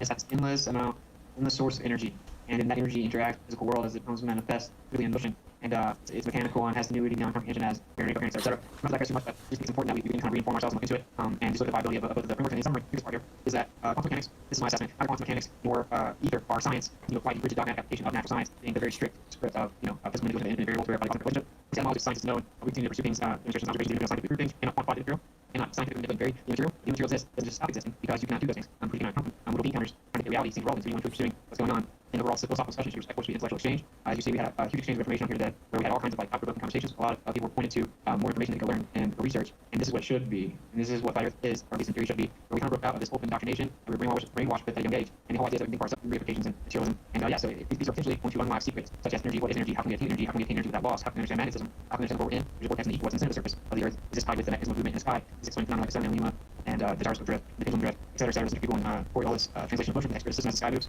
just like Gary Schroeder showed us. That's the years around us. So just the whole thing we work to that we clearly misled about the nature of where we live. And although we now know exactly what it is, just for clearly how basic it is, we should keep pursuing as much as we can regarding knowledge about where we live, and we should be respectful to one another, talk about topics, kind of elevate and learn and continue to explore and test new. As to my look into it, you know, you are a great asset to this team, and I know I appreciate you, and I know everybody else on this panel does too. So, all right, so last but certainly not least, Karen. I know this has had your head spinning for years now, as you've watched me go back and forth with people on it, and I think you're starting to see the light in a lot of ways. But so, what are your final thoughts on this? I don't know if I've been off on this one as much. I mean, I've never been able to take a position strong one way or the other, because then you have a hard time seeing the other side, so it's easier to kind of ride in the middle. So that's kind of where I'm at with that. Tonight, 6 o'clock on Chris Crumb's channel, I'll be there. We're going to be going to, we're going to write 8:30 with the audience for the first time ever. It's not the first time, sure, the best, but the first time press, we're going to basically get the audience right with us. I'll tell you the third item, or the third row, is a USB 3.0 drive that has all of my ebooks on it. So let me show you this real quick. So, okay, so this is my files here, but I've just been engaged going through organizing this all by category. Just you go like Flat Earth, you're going to get all these different books. There's Alex Gleason, there's lots of stuff on Einstein's Albert Wonderland, there's Alex Earth Mover by some Genesis. I also have a folder for worth price, because just these books, just here, 200 mile per gallon carburetor with water, 666 Black Sun, you just got so a ton of pages on that. That's just drags on here. You've got hidden messages by Dr. Moto, so you want to read about water. So again, this is just one folder. You've also got aliens, UFOs, America's ancient Egypt, Greece, Rome, Apocrypha. The Christianity section is ridiculous. That's huge. Just all Christian books, Bibles, things like conspiracy, so all kinds of stuff here. So it's a, for anybody who likes to read, this is a excellent item helping out. So go to store.shop.com. Oh, and on that store you can actually shop if you pick an item, it's this one. And you go buy now. You can pay cryptocurrency, you can pay finance pay, credit card, debit card, cash app. So all the options are there. Check it out. That's shop.com. Thanks. All right, beautiful. And okay, so and of course, last but not least, and I want to thank you, Keith, so much for being here. You know, I think very highly of you. I respect you. I think that you have a good head on your shoulders. I do think there are a lot of things that you may not understand as far as areas that well, I spent my entire career in 40 years as an electrical engineer, and so you have some things to learn, but you are very diligent in your studies, and I admire that. I really do, and I cannot thank you enough for coming on here and and saying what you believe, and we respect that. We really do. Nobody thinks any less of you for it. I totally respect you for it, and you're going to always be okay on my vote for that, buddy. So as our guest of honor, I will definitely let you have the final word for our con. Take it away, sir. I mean, yeah, I'm definitely going to look into a few more things I'm going to listen tonight, so I'll definitely look at that. And we are available for questions from you. You know, we will talk to you. Yeah. But I did enjoy it. I did enjoy it. I think I'm going to get sometime. It'll be great. I kind of made it a point to collect some of the best and most knowledgeable and most logical thinkers, the most educated, not necessarily educated, but just the best thinkers in the community, and that's how I like to have on the show. And I think that when we have a community like that and we all share our knowledge, then collectively we're going to knock the ball. Yeah, we're broadcasting on it now, but no, I have to re-authenticate and do all my stuff so I can read my super chats, but whatever. So thank you all the people who super chatted and rocked in, because the rock stars are quite turned out on rocking today, and it's much appreciated, guys. We appreciate you very much, and we will catch you on the next show. So until then, you can do each So yeah, that was it, everybody. Ooh, took the wrong one away. Thank you everybody for coming. Do appreciate it. I'm definitely going to sleep now. It is now 12:15 and I have to get up at 5:30. Well, actually 5 o'clock, but yeah.